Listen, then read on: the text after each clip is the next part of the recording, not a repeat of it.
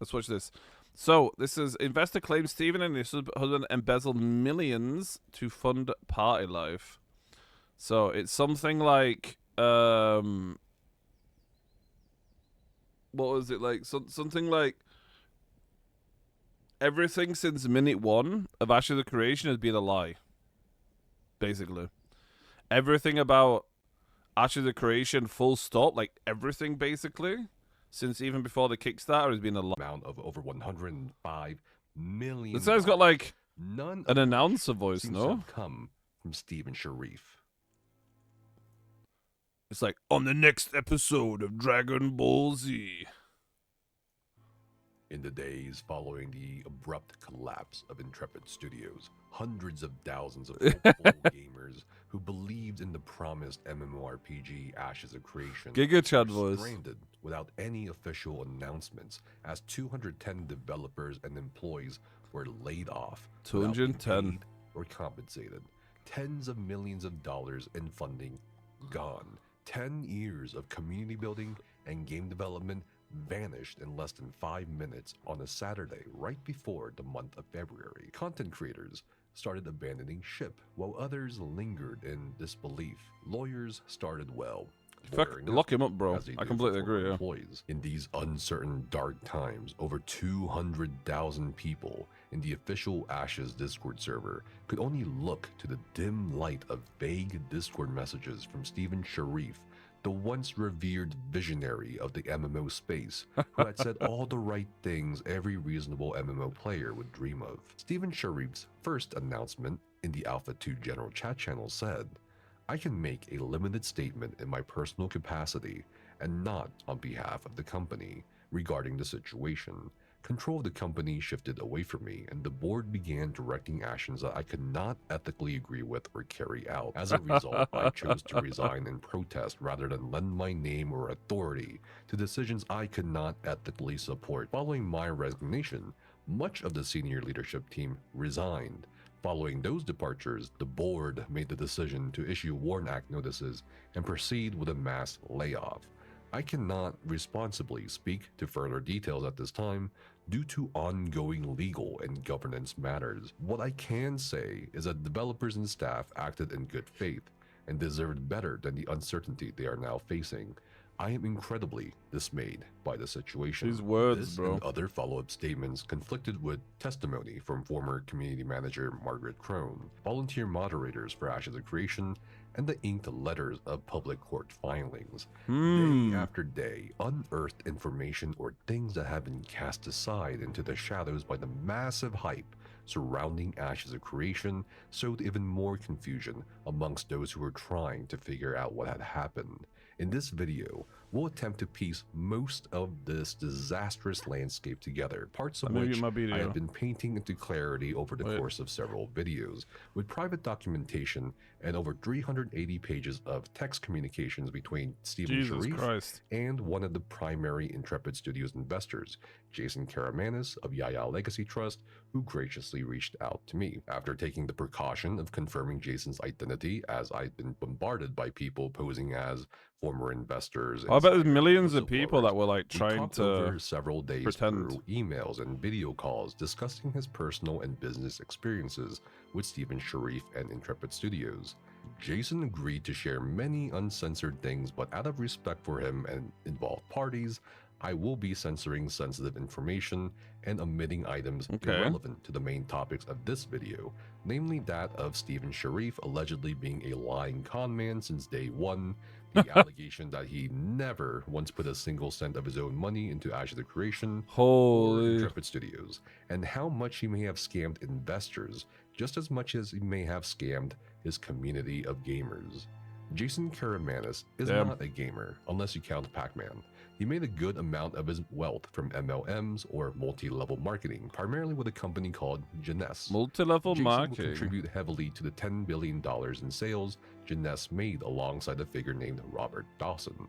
While Jason acknowledges people may ridicule him for MLMs, it's clear from our conversations he's since branched out into other business ventures such as crypto, foreign investments like the Korean skincare company Liman, gyms, dealerships, and even the devil's lettuce. Unfortunately for him, much of his revenue and even 401k savings would be depleted by the ravenous engine of Intrepid Studios for many years. In 2014, Jason would first meet Steven through Steven's mother, Sharon Sharif. She would boast to Jason about her son's brilliance at being a professional gambler and gamer.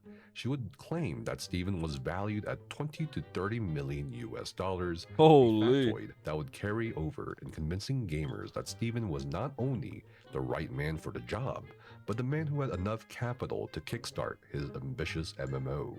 Jason said during an interview that Sharon was the Sharif who partook in MLMs and not her son Steven. However, a quick look through some evidence online suggests that Steven had assisted Sharon's business, particularly with an MLM company called Zango. Thanks so much to the Sharif family, to Sharon Sharif, who's one of the top in her company. And if you don't know who she is, she's on the Forbes top 20 MLM list, along with her whole family, Tim and Steven and Mark Sharif.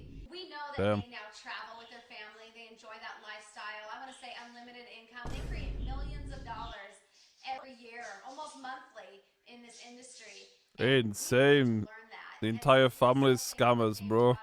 Now we're looking for 2 to 3 Who would have guessed? month that we can actually help get started in their business, show them what we've learned, what we've been taught, how to run this business like a business, how to run it in profit, and how to get on the internet, how to make money, and how to actually be able to start having that lifestyle. After spending time with each other through lavish Las Vegas celebrations as high rollers, Steven and Jason would hit it off as good friends, with Steven slowly introducing the idea of Ashes of Creation in Intrepid Studios over time. In 2015, a mutual associate called Tom A. invested $2 million into Intrepid Studios. Damn. Steven told Jason at this point he himself had put in $2 to $3 million, but it was discovered by Jason later that Steven had lied about his initial multi-million dollar investment.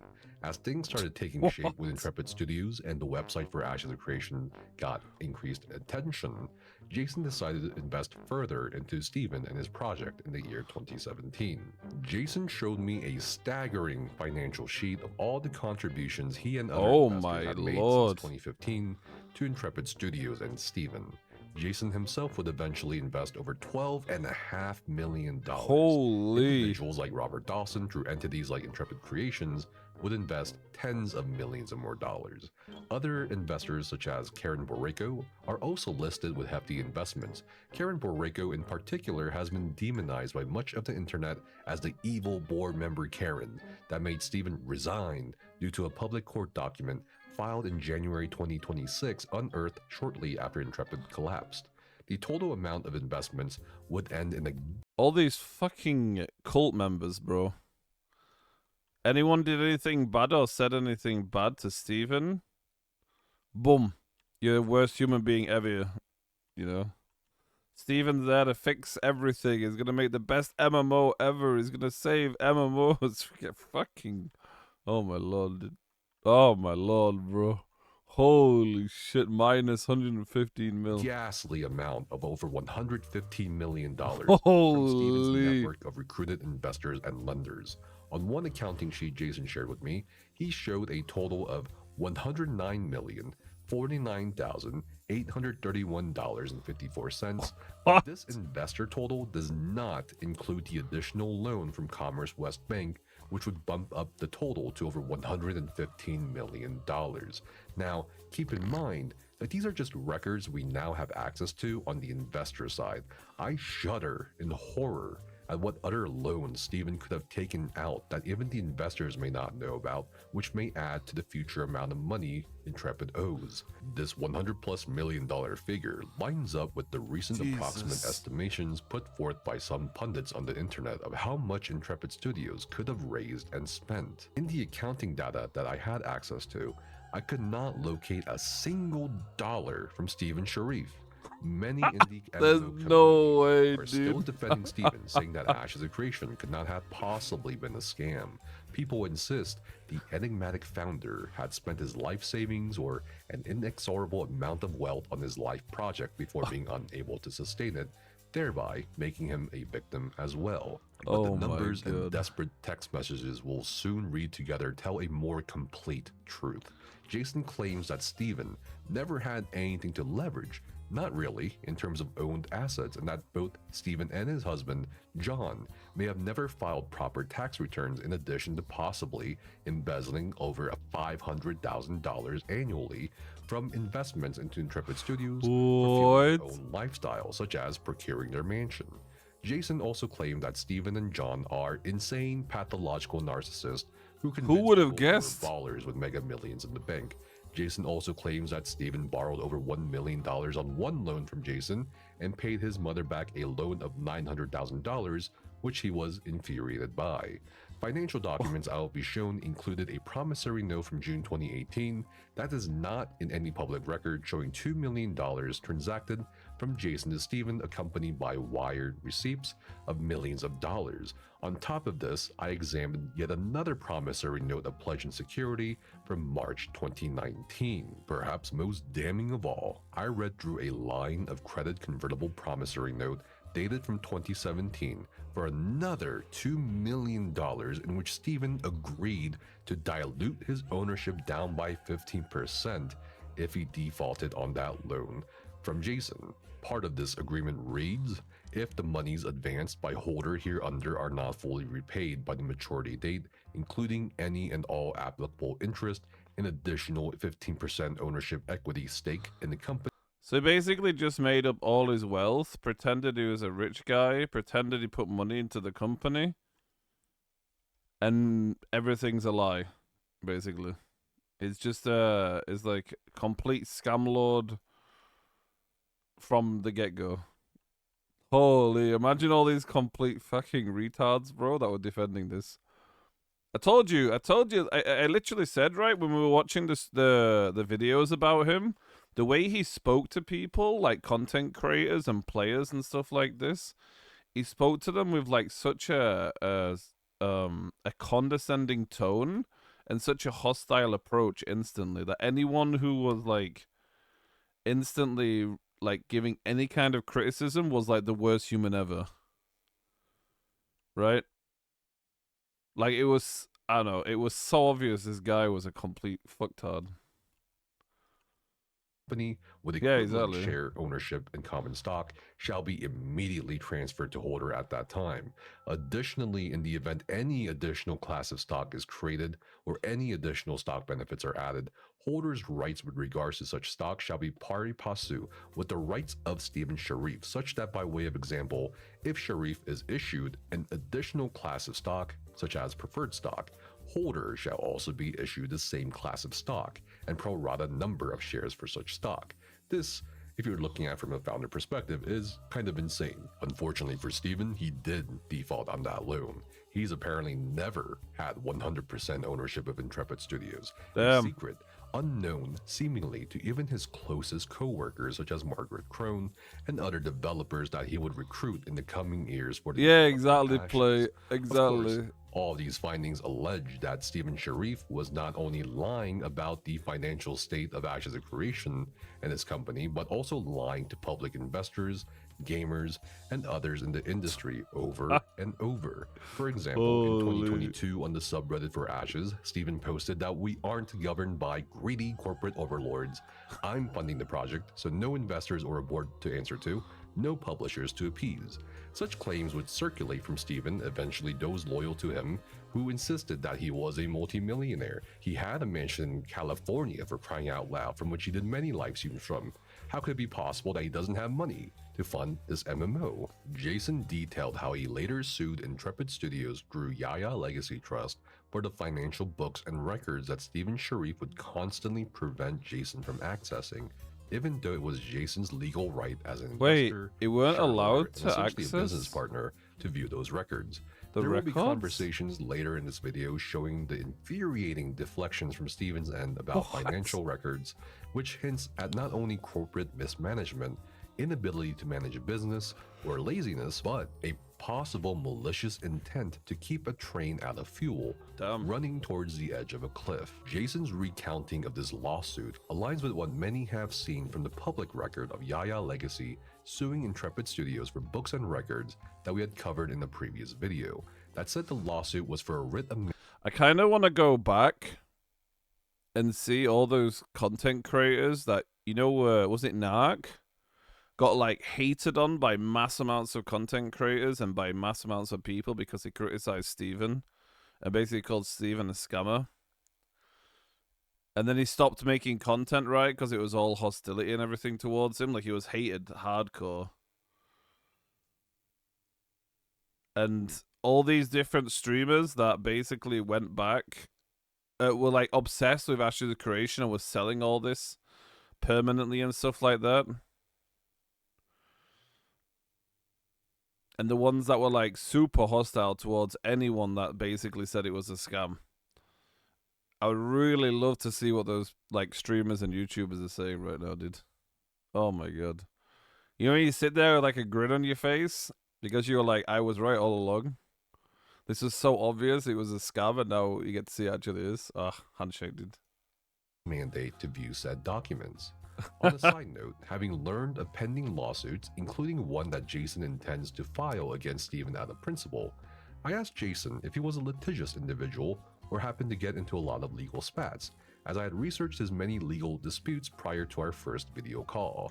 Jason clarified a few of those legal cases for me and stated that most of the legal cases involve him trying to get money back from people who owe him money. Crazy. The year is 2016, and Steven Sharif is gushing over the apparent beginning of Ashes The next Creek, billion-dollar calling it game the I'm next announcing. billion-dollar game, bragging about how the project already had 24,000 members with a hopeful subscription model of a modest $15 per month that would garner over 2 million players after a launch that would never come. In one text message exchange, Steven asks, "What do you think? My mom says get investors. I think I should just fund it myself."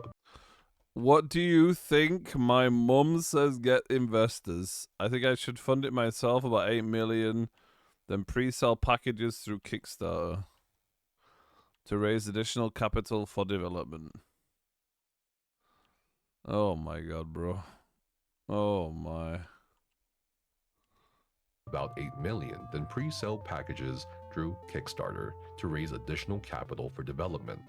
Except for a brief period in 2014 during which Jason and Steven very briefly talked about the idea of Intrepid Studios, Jason during the 2015 to 2016 period was more acting as a mentor, giving advice rather than shoveling money to a starry-eyed Steven, who excitedly would text Jason about potential investors, how his creation would be the next World of Warcraft, a very specific claim he'll often keep mentioning throughout the years with Jason. In the beginning of 2017, Steven started sharing metrics from the Ashes of Creation website and Kickstarter with Jason, who was of course keenly interested in making money through investing in a project that had potential to change the MMO space, at least according to Steven. Perhaps like the crypto industry, Jason figured he could do some research and navigate the gaming industry to a similar effect. As you will see from the rest of the video, Steven will display an eerie knack for love bombing and emotional manipulation, which would successfully help him cajole Jason and other investors into giving up more liquid cash for a project that never really seemed to get any bad news on its public front. In February 2017, Steven cemented a deal with Jason for a convertible note, then notified Jason that he would be in San Francisco for the 2017 Game Developers Conference, where he would meet with executives from Epic, Electronic Arts, Tencent, and NCSoft, while also giving a 15-minute lecture. I could not independently verify at all if Steven Sharif was even telling the truth about being invited to give a 15-minute speech or lecture at the Game Developers Conference in 2017, anywhere between February 28th to March 3rd. Checking the GDC Vault and session list for 2017 showed no sessions for Steven Sharif or Ashes of Creation. The only notable MMO-related talks given that year were by veteran developers from Blizzard and Studio Wildcard, with a presentation on Transformice by Melanie Kristen. So it is more than likely that Steven lied about giving that 15-minute talk. As far as I recall and subsequently re-looked up, The actual first major industry appearance by Steven and Ashes of Creation was at PAX West in September 2017, which was indeed followed up by a formal appearance at the GDC in March 2018 the following year.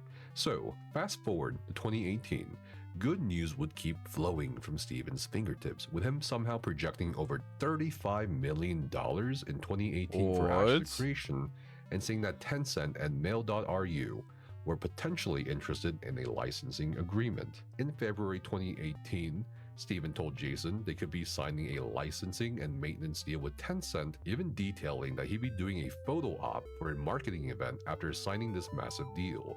Jason was of course enamored because it's Tencent, Brother. goddammit.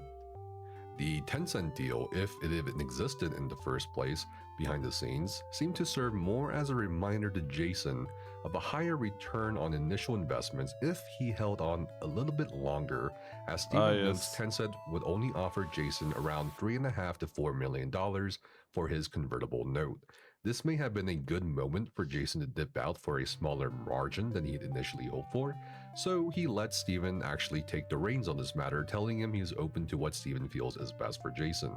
Steven goes ahead and says outright that he would prefer Jason not sell his convertible note to Tencent and starts juicing up the business concept of Ashes of Creation, remarking that around 2 million players will participate in the launch of Ashes of Creation, which could translate to $40 million a month in subscription.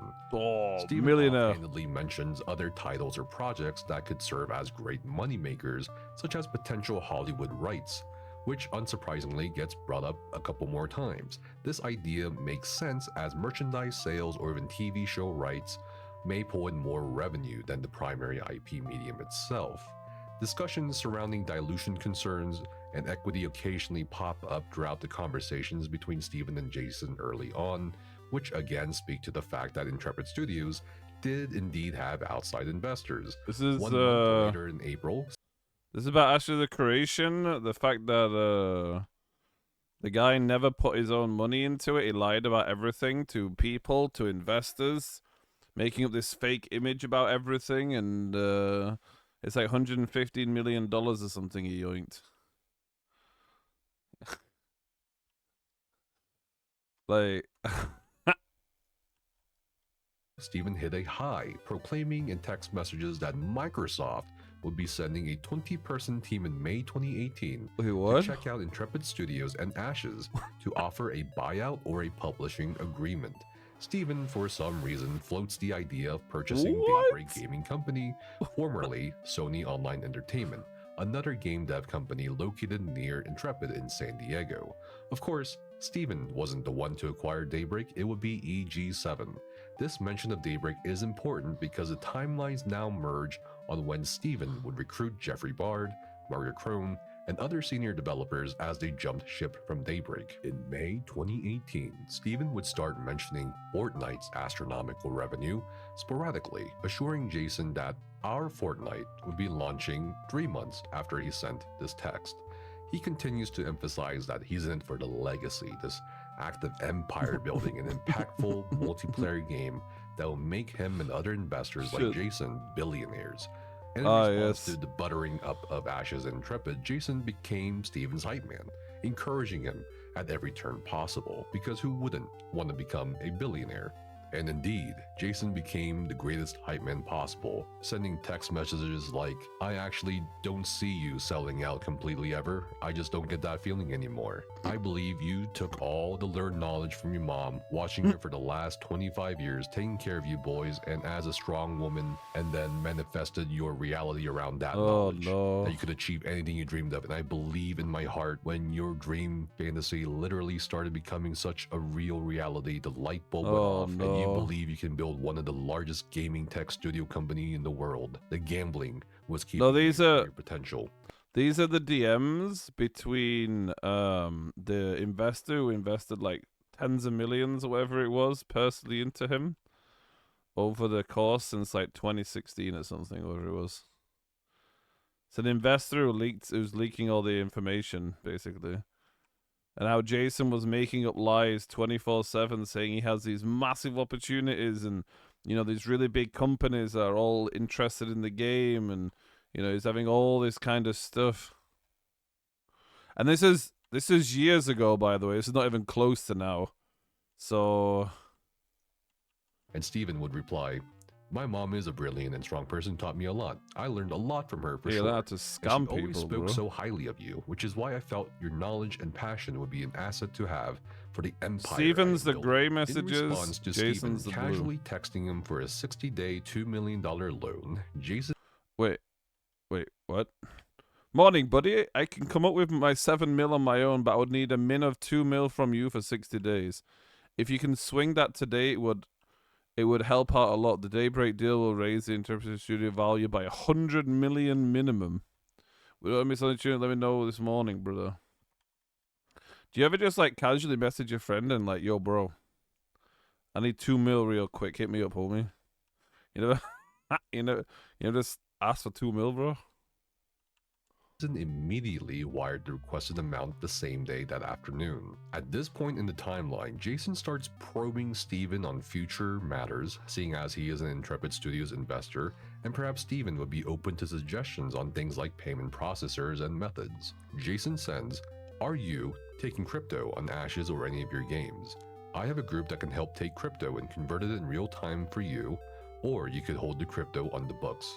Steven replies, "It's something we can for sure consider as part of our payment methods." 4 months later, in January 2019, Steven again bombards Jason with more good news from Intrepid. He shows more metrics and claims 58,000 players from a beta test weekend. While the numbers and earnings may look weak at first glance, Steven assures Jason that what they should really be looking at is the current and potential amount of money each of those 58,000 players could shell out. Steven again links an article about Fortnite, arguing that Intrepid's monetization per player is performing close to Fortnite's metrics. What? Now, if you're wondering why Steven seems specifically obsessed with Fortnite so early on in Because Ash's it's made creation development, tons of money, no? keep that question in mind because that is going to be really important in a few minutes here. The day after, Steven brings up a previous conversation about looking for anyone who's interested in providing liquid capital for financing Intrepid Studios. Oh, yes. As it's clear More at this money. point, Jason is more well connected than Steven is in terms More of money. networking and knowing potential venture capitalists. Steven mentions Mail.ru again and says that he'll be meeting with investment teams from Amazon, Google, Microsoft, and Epic Games at the 2019 Design, Innovate, Communicate, Entertain convention in Las Vegas.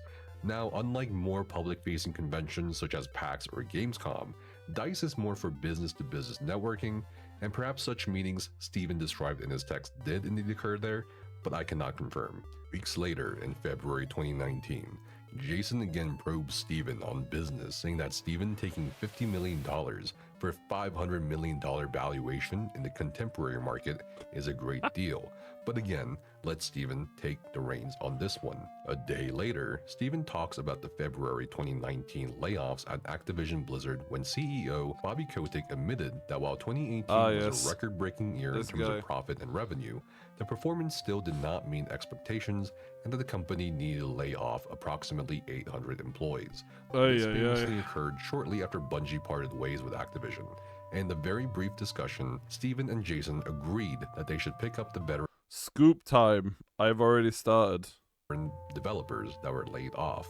While at this point we may be lulled into this building of an entire game studio, we snap back to reality when 3 days later, Steven, aka MLM, offers 3 different levels of loans to Jason. The deal is very simple. Jason lends Steven more money for more equity. Potential options for 12-month loan with 30% interest rate convertible for Jason. $3 million additional loan plus $2 million current non-convertible loan, interest convertible 1. Wait, these are not what they're called, right? Wood tier loan, bronze tier loan, or super special Steven tier loan? I mean, you've got to take the super special Steven tier loan, no? It's only going to cost you $10 million. You get 3.6 still interest convertible or 4.6% equity. You got to take the super special Steven tier loan, dude. $5 million or 1.8% equity, a $6 million additional loan at $2.4 million or 2.9% equity, $10 million additional loan, you get an interest convertible of $3.6 million or 4.6% equity, Steven clarifies that it will be 30% interest for 12 months or any amount of up to $12 million. Can be converted to equity at the end of the 12 months with a present day Crazy. valuation of $85 million, What? secured by assets, IPs, patents, and publishing contracts of the company. Steven continues discussing the MMO and gaming industry at a rather shallow surface level with his investor, noting that ArenaNet laid off about 100 to 400 employees, which followed the Activision Blizzard layoffs. Instead of doing market analysis or deeper research into the layoffs or the market share, Steven optimistically believes Intrepid Studios is somehow in a very unique position to take advantage of a compressed market space, despite not having a product to launch at all, to take a slice of said $20 billion. For context, yes. this optimistic, naive take is about 2 years before New World, another MMO, released, and even then in 2021, Ashes of Creation was nowhere near completion, and anything about Ashes was purely theoretical on paper or in the longing videos of the Lazy Peon and other MMO players. That's such as true. myself, waiting for a savior to take us away from the pay-to-win. Lazy pay-for-win Peon was agency and crazy gentrification about of MMOs, Ashes. one could say. In March 2019, Steven again mentions another Battle Royale game. This time it's Apex Legends, which had just released a month prior to resounding success. Again, the biggest difference between Ashes and Apex Legends is ignored here, in the fact that Ashes doesn't exist yet in the public form. But, and this is very important, Steven mentions Ashes of Creation Apocalypse right here. Remember how he talked about Fortnite? That's right, this is still a burning question for many in the Ashes of Creation community. What the hell was that Ashes Battle Royale game all about? In hindsight, Yeah, you remember? I had the exact thought myself. Remember when they brought Ashes of Creation, like test demo or something they called it, to test the combat, and it was that stupid fucking wannabe Fortnite game that they released. I was so confused by what the fuck the point of that was. So makes sense that they were trying to capitalize, I guess. it seems like a frivolous waste of resources, or perhaps it was a way for Intrepid Studios to get testing feedback, or something that will help the Smile. progression to the actual MMO along. But based on what we're seeing here, I think it's more than fair to assume that Steven saw how much money Fortnite and Apex Legends were making, Yep. and thought, hey, what if Battle Royale but Ashes of Creation? Within the additional context offered by the existence of investors, the loans and growing expenses, it certainly makes sense. After all, many tech startup founders, YouTubers, or other creatives may need to make a hard decision at some point in their journey to perhaps pivot their creation or service to a different position for the sake of survival or revenue. Slack, for example, started out as a game company building an unprofitable MMO called Glitch, but they found tremendous success after pivoting into the office communication space. YouTube started out as a dating video-based site, and Shopify Wait, did was a it? snowboard shop. So perhaps Steven here I didn't know was YouTube making was a pivot. dating. But whether it was channel, because of thing. ego or still wanting Dumb. to achieve the goal of making a full-fledged MMORPG, Ashes of Creation Apocalypse did not last, and the train to the edge of that cliff continued running. Jason cuts through Steven's optimism here and brings up something that even the Joker wouldn't mess with. Yeah, the IRS. Steven needs to make sure to file 2018 taxes. A month Oh, later, no. in April 2019, Jason sends Steven another Didn't file his taxes. $500,000. Then, What? in June 2019, another $2 million is wired through the bank to Steven. Jason also writes 3 separate checks for Intrepid Studios Incorporated for the amounts of $8,000, $450,000, and $42,000. Jesus And all Christ. this money is sent after Steven sends pictures of himself posing for the camera in April with people from the Chinese company iDream Sky, known as the gaming publisher of Fruit Ninja for the Chinese market. Wait, It's mentioned iDream several Sky. times in text Oh my messages god. that iDream Sky made a deal with Intrepid Studios, which is backed by photos sent by Steven Sharif, although this deal would end in a bit of a disaster later on. Finally, on June 27, 2019, iDream Sky or IDS signs a contract with Intrepid Studios promising $60 million over a 5-year period with 35% revenue share. Damn. Again, this runs contrary to public claims from Steven Sharif of any outside investors or publishers, and that the game and studio were going to keep going because he was funding it, and that everything So was fully funded. crazy. In August You got away with lying 2019, about Ashes this. of Creation Apocalypse Battle Royale released to testers, and Steven shared footage of the gameplay with his investor, Jason. In response to watching the footage, Jason replies, Looks awesome. Game of Thrones meets Hobbit, meets Lord of the Ring, meets Jurassic Park. Not bad, bro. Pretty damn good. I am excited about the movie rights, lol. Steve says, lol as well, me too, and that Jason is excited that they will have a premiere movie release. This is how easy it is to make fucking millions of dollars for free, basically. Holy shit, bro. You can fucking complete gaslight people. Oh my lord. Like, yeah, I mean, it makes sense why you got the deal with them, right? Bro, if you offer 35%, there's so many companies out there that are going to take a deal like that, no? Like, that's crazy. Just in case it pops off, right? Hopefully. Almost a year later, Stephen Sharif would comment on the movie thing again, saying, I want Chris Hemsworth to play my role in the Intrepid movie. Start What? thinking of your casting options, Jason. What? What? The Ash of the Creation movie, bro. Hell yeah, man. However, the same month, just a day after the Tuesday 12-hour launch of Ashes Apocalypse, Steven reaches out to Jason assumingly for more money to sustain the launch. Replying to Steven, Jason says Person B can't meet this week, said maybe next week, and he isn't sure if he wants to do it and risk the money. I explained, Yeah. there is no risk. Honestly, Oh, bro, no. I would ask your mom first. She has your back more than you think, and maybe I should ask her for you. But I know you would kill me. I so would yeah, ask your ask mum her. first. Steven replies and says, lol, no, do not ask her for me. Continues to say, alright, well, let me know if Mr. T is interested. Also, if you are able to swing $500,000, I could do the other $245,000. And because it would be paid back by September 17th, I'd be down to do 20% on it by September 17th, with penalty of 1% equity per month late. No possible way to be Jesus late, by the way. Christ. Jason replies, I can't do it until I free up capital. Don't be a pussy and just be real with your mom. I know it stresses you a lot, but honestly, Wait, what did he say? Don't be a pussy and be real with your mum. Oh my god, bro. Little bro is getting told off by his investor to go talk to his mum. just say blame it on me and say Jason committed to it, but he thought a loan he got for his cannabis deal would be paid back right now. Steven replied, can't risk worrying. Bro, her. he's like Her health isn't hyper great. begging, Don't no? tell her I told you. I'll try to figure it out. Jason then replies, okay, sorry bro, I'm just tapped. Could you figure out some cash in my safe ways of making this work? Steven replies, it's okay. Only reason I am even asking is because of the launch we're about to have, and these opportunities came up last minute. I understand if you're tapped, I just wanted to give you the option if you were able.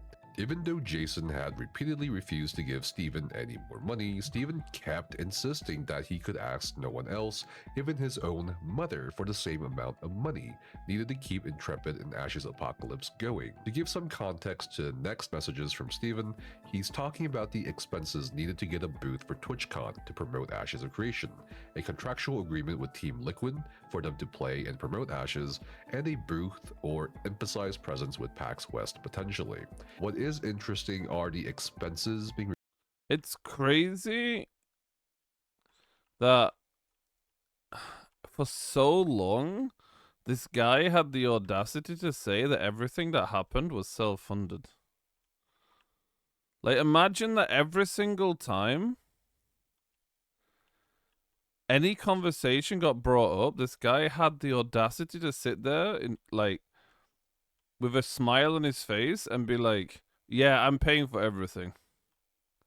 I'm the one doing all this. And he didn't even give a single dollar of his own money. Like, no, the mansion wasn't real, apparently. I read about that before. He basically pocketed the money and bounced money around between different loans. Essentially, right?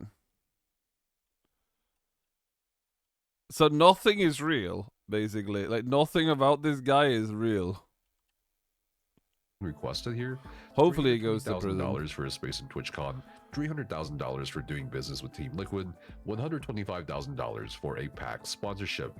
Steven offers to, of course, Takey, when you linked me the video, by the way, the first message, the first thought in my head was, I wonder what Kira's gonna do, because Kira did a massive segment defending Steven, saying that everyone's wrong right now, all these content creators are lying about him, like they should get the full picture first. Steven wasn't as bad as they thought he was. He wasn't actually a bad guy. This is what this Kira guy released videos about saying, literally like days ago, right? Like he literally got he told people to trust him,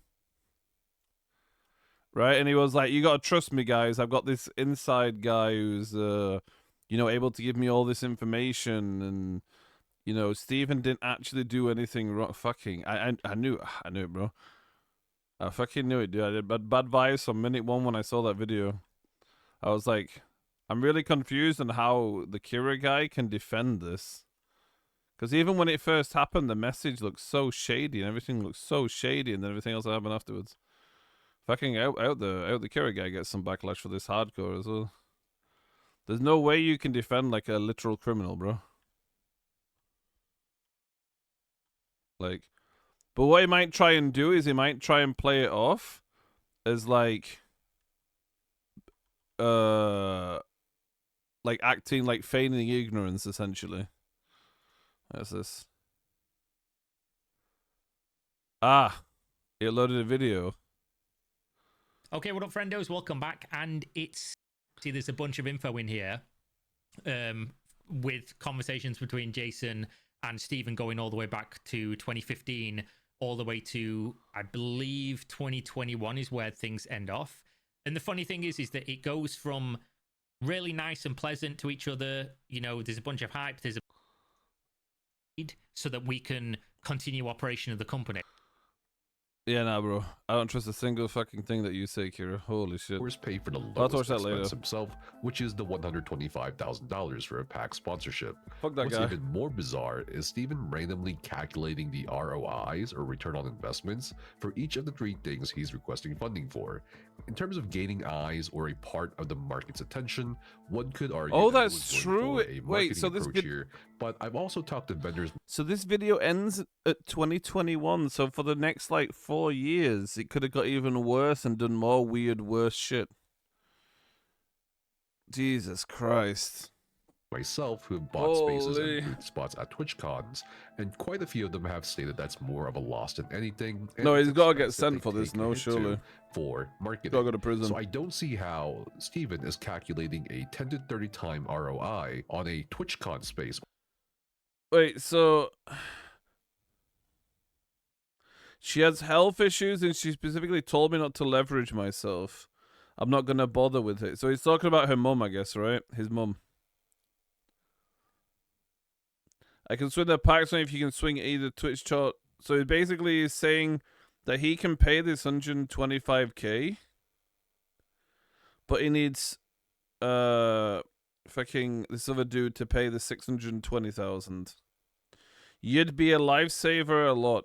The lifesaver lol heart, and I would owe you big time. It is big for the company. Yeah, I mean, this is is 100% super emotional blackmailing. We've already seen little screenshots, but if someone does this once or twice, they don't mind doing this all the time, right? This guy's super e-beggar, but worse because he uses his mother as a thingy. His mother's obviously a multimillionaire, right? And this guy always tells him to go talk to his mother. So, Or even his PAX sponsorship. Definitely, no disrespect, don't see it for paying Team Liquid's limit to play Ashes either. As for playing Team Liquid to play his game, it's sure, 300k one for could Team argue for Liquid it, to play but his any game. head Holy of growth shit. or marketing out there is probably cringing at $300,000, which could have been spent to a greater effect for the same or more amount of attention. The $125,000 for PAX is also debatable, since you could just be an exhibitor for cheaper and still get thousands of people to latch their eyes onto what you're doing. Instead, Steven goes a tier higher above an exhibitor for a sponsorship, which which should have let them put the Ashes of Creation logo on everyone's badge lanyards, but 2019's PAX East lanyards in Boston only had Final Fantasy XIV logos and Magic the Gathering Arena featuring Omen by HP logos. For PAX West in Seattle, the 2019 lanyards had Final Fantasy XIV or Xbox markings, nor did Intrepid Studios or Ashes of Creation have a logo or presence on the Crazy. official PAX app as an official app sponsor. There were no ceilings. I wonder if this meant that like most of the investments were just like, where did the money go?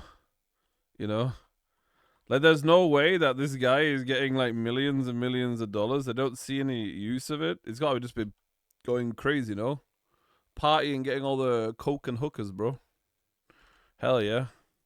Banners everywhere except directly above their rented booth space as confirmed by pictures, and they definitely had no official merchandise or insert into the PAX East or PAX West swag bags. The only distributed items were at their booth. Lastly, while they did feature But wages for Creation what? They Apocalypse didn't like in make theater anything. space and had demo stations, those are generally paid speaking slots and not Like you've got to remember, this is basically before the game even like had substance. This is just a little bit after, or during the time that they had the Fortnite version of the game, right?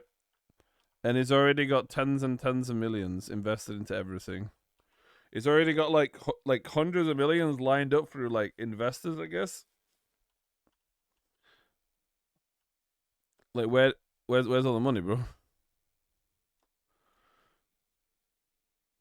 Like no. At this point, no. At this point, it's like there was like nobody there. This is like 2016, 2017, 2018. This is before like everything. This is before Ashes of Creation even like, yeah. It's when they first ever had the like fucking Fortnite version of the game that came out. Crazy. not an exclusive part of PAX sponsorship tier. So while I was reading these text messages, all this called into question for me if Steven really did need that $125,000 or if he even spent that much at all. Yeah. Steven is insistent on Jason providing more cash loans, even though Jason is still refusing and asking Steven to ask his mother and other people Steven may know. Yeah, his mother's Steven like a kept poking giga the millionaire. bear, saying, "You sure you can't do a 26-day loan?" Even following up with a check on the equity Jason now owns of Intrepid, putting it at a 12.4% share. Steven is desperate here and even offers to bump up that 12.4% equity for Jason to 13% as interest and promises to pay back the principal amounts in 26 days. And this should have been a major red flag when Steven kept refusing to ask other people for loans, including his newfound partners That's true. at iDream Sky, who have allegedly promised $60 million in funding, saying he's concerned for some reason to ask the Chinese. In a follow-up conversation 3 hours later that same Wait, is worried about asking the Chinese, but he took like was it like 30% revenue, whatever it was, thingy with them, and was like $50 million or some shit. But the only person he's asking is this person that he can like emotionally blackmail, I guess. day, Steven reports that Team Liquid took the offer and presumably TwitchCon and PAX for some reason declined Steven's patronage or bid, which allegedly lowered the total combined cost for PAX and TwitchCon to $245,000. Crazy. This also explains why Intrepid Studios was not present as a PAX sponsor in 2019, as I had brought up earlier. Now Steven only needs Jason to lend him I wouldn't understand, $300,000, true. since Steven will cover the $245,000. Bro, I think I've never seen these amounts of money. Like these like these hundreds of millions and shit like this, bro. I can't even fathom this amount of money. Steven again asks for a 30-day short-term loan with a hysterical 20% interest rate and bumping up the 12.4% equity share Jason has to 13%. If you are someone with any kind of business experience, you understand that this offer is in the loan shark territory. Steven is so desperate for money, he's willing to parcel out more of his company while Jesus taking an Christ. incredibly questionable interest rate on a 30-day loan. In response, Jason finally relents and says he may be able to cover $300,000 and asks Steven if he can take cash. Steven then love bombs Jason for the umpteenth time and says, "Yes, we could do that, I think. You are a god, my brother. I will never let you down." Jason abashedly In all fairness, if some guy gave me $300,000, I think I would call him a god. I'm not gonna lie, bro. $300,000 a lot of money, bro. He replies, "You could have just asked your mom. Jeez." More love bombing ensues. LOL, brother. No, this I'll guy's just always hyper be in scum your hope, debt sadly. for the love you shown. We are about to explode, brother. You are the object of all my adoration and respect. I am working my ass off for you. I appreciate it, my friend. This is extremely helpful. Exactly, for Hope. you have no idea, smiley face. By the way, cash is also fine. We can do either or. We are juggling professionals. Thanks, brother. 1 month later, Steven gets a call from Jason, but doesn't answer, saying Intrepid Studios has just launched Ashes of Creation Apocalypse and is extremely busy, while also saying something rather concerning about iDream Sky not giving up money for at least another week until October 3rd. But in a recurring pattern, bad news from Steven must also come with a good, tee-hee, good news. iDream Sky asked to extend the payment to October 3rd, Steven says, so we said that's fine. Fucking Chinese. How is Singapore? Launch is going very well. Fucking We are Chinese? currently #1 on Steam. On October 3rd, Steven says that he has been busy with streamers on their show. After Steven gets off the podcast, he relays the worst news an investor can get. The Chinese are defaulting. In response, Jason says, "Please, I do need my cash and can't go any longer. I apologize, but I need my money, as I said to you before. I sincerely apologize, bro, but I explained to you my cash position and I am tight and using my savings, and I said I need the money. I'm I am using my so savings. very sorry these guys fucked you. I can't tell Mr. T. He'll come unglued. He's expecting his money by end of the Wait, so I need my money after you. Please explain to you my cash position. I'm tired of using my savings. Wait, so Jason is basically using his savings to pay for all the stuff right now? In order to, like, finance all of this, because he's so negative down. So basically, so what I assume happened then is that probably iDream Sky never had an investment, basically, right? And he made it all up. Or maybe they did have a minor one and he's trying to act like iDream Sky just dropped 50 million. Like they didn't actually give him the 50 million that they owed him. Or were planning on giving him. And now he's asking this guy. And then Jason's like, brother, you've bled me dry, bro. There's no milk left in this cow. You know, like, holy shit. Literally bled this guy dry of every bit of money he's got. Holy. But it makes sense why he's going back to the same guy over and over, right? Because if he goes to someone else is going to say no to him. If he goes to his mother's going to find out about his, like, schemes and shit, right? Whereas he's invested enough into this guy emotionally, where this guy now it's like the members of the actual fucking game, right? Like the cult members who can back the game and give their life for the game and stuff like this. Once you've got like a hyper emotional attachment to people like this, it's so hard for these people to come back, right? Like realistically, like people will give like their life for this, and this is what this guy basically did for him, but. The fact that this guy's now living off his savings after giving like tens of millions of dollars away is kind of wild, bro. Like, it's kind of wild. the month and mine on Monday, bro. I am bald. This is the investor with funding him. your company. But I told you before, I can't afford to lend you this money. Now I feel bad and sad. This really fucking sucks. What a It is shit at person, this point bro. in their What a personal fucking and business disgusting relationships, a schism forms between Steven and Jason. Jason starts off saying, "Yeah, bro, this is not good at all. I think you need to go out and dilute yourself and raise some more money because this non-payment from iDream Sky will kill us." Steven replies, "I agree. I already sent our advisors an email last night with our earning and sales data and game metrics to reach out to the big boys at EA, Activision, Amazon, Google, and Epic, and some tech funds. He told me he will have calls lined up this week for me. Are there any friends or Damn. funds you know that may be interested if we did a quick raise? Loan, equity, convertible, whatever at this point. Mom and I are chatting at 7 p.m. She is with person A right now. Steven continues to say, this fiasco with Dream Sky has put us in a bad spot. I am discussing long-term investment round with Amazon, Kakao, Epic, and a couple tech funds this week that our advisors Kakao? at H have lined up. And I'm getting on a call with EA in about 5 minutes. Those, however, would be solutions that are I wonder how much of this is actually true. Do you think any of this was ever true? Do you think he ever was on a call with any of these companies? I have a strong feeling that none of this was true, bro. The little bro was just basically, it's literally like the entire idea of his company, you know? Like, you just say, what do you call them? Like, buzzwords? Basically, right? You say buzzwords that people like to hear. And that's basically what he's doing now. He's mentioning all of the big gaming companies. Basically, right? Like, and it's like, oh yeah, no, I've got. Actually, my brother works for EA Games. Yeah, he said got my back, bro. He got my back.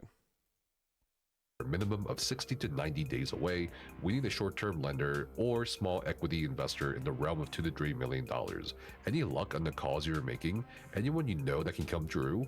I'll be Small off calls and investor. meetings at about 6:30 p.m. Jason then says, I am not in a position at the moment, bro, and I need my money back as I lent it to you on an emergency. Now I'm in a fucked Damn. position. I apologize, bro, but I am not in a good spot, and I need So Jason basically is negative now, right? Like he's bleeding. Bro, I opened the blacksmith box and I got the instant basic green box. Instantly. Fuck my life. Nice. I got the worst box possible. GG. She came. Bro, people in the guild are linking the fucking Guru box. Yo, grats. Happy for you. need you to go to your mom or anyone else and get the money as I have obligations. I am seriously so fucking bummed out right now, and God forbid Mr. T finds out, he would lose his fucking mind. An hour and a half later, Jason would text Steven, are you paying me today? Almost 3 hours later, Jason again says, bro, I need some answers. This is not cool. A couple days after, Steven says, I'm meeting tomorrow at 1 p.m. with a Gap financing group. It's a long shot, but I don't know, man. In a bad spot. Google and Amazon got back, and Anderson Horowitz, a fund up in Menlo Park, all interested in discussing equity opportunities, but that's minimum 3 months to turn around a series round. Payroll is on the 15th. I'm not sure Jason's what the to do. investor. Jason then says, I am not in a good place. Should invest into Steven's highest tier to get the best box. Fuck my wood tier subscription to Steven, bro. Got me 150 cruns. At the moment, and I need to pay my bills too. I'm so far deep into your deal, and honestly, this is not a good spot for any of us. If I come up with anything, you can run this company and build it, but you won't control it or the board. Be prepared. You have totally fucked up and fucked me, so I apologize. This is no longer Jason, your buddy. This is Jason being serious. I have to either liquidate crypto and or get a This is no longer Jason, your buddy. This is Jason being serious. Holy shit. Damn.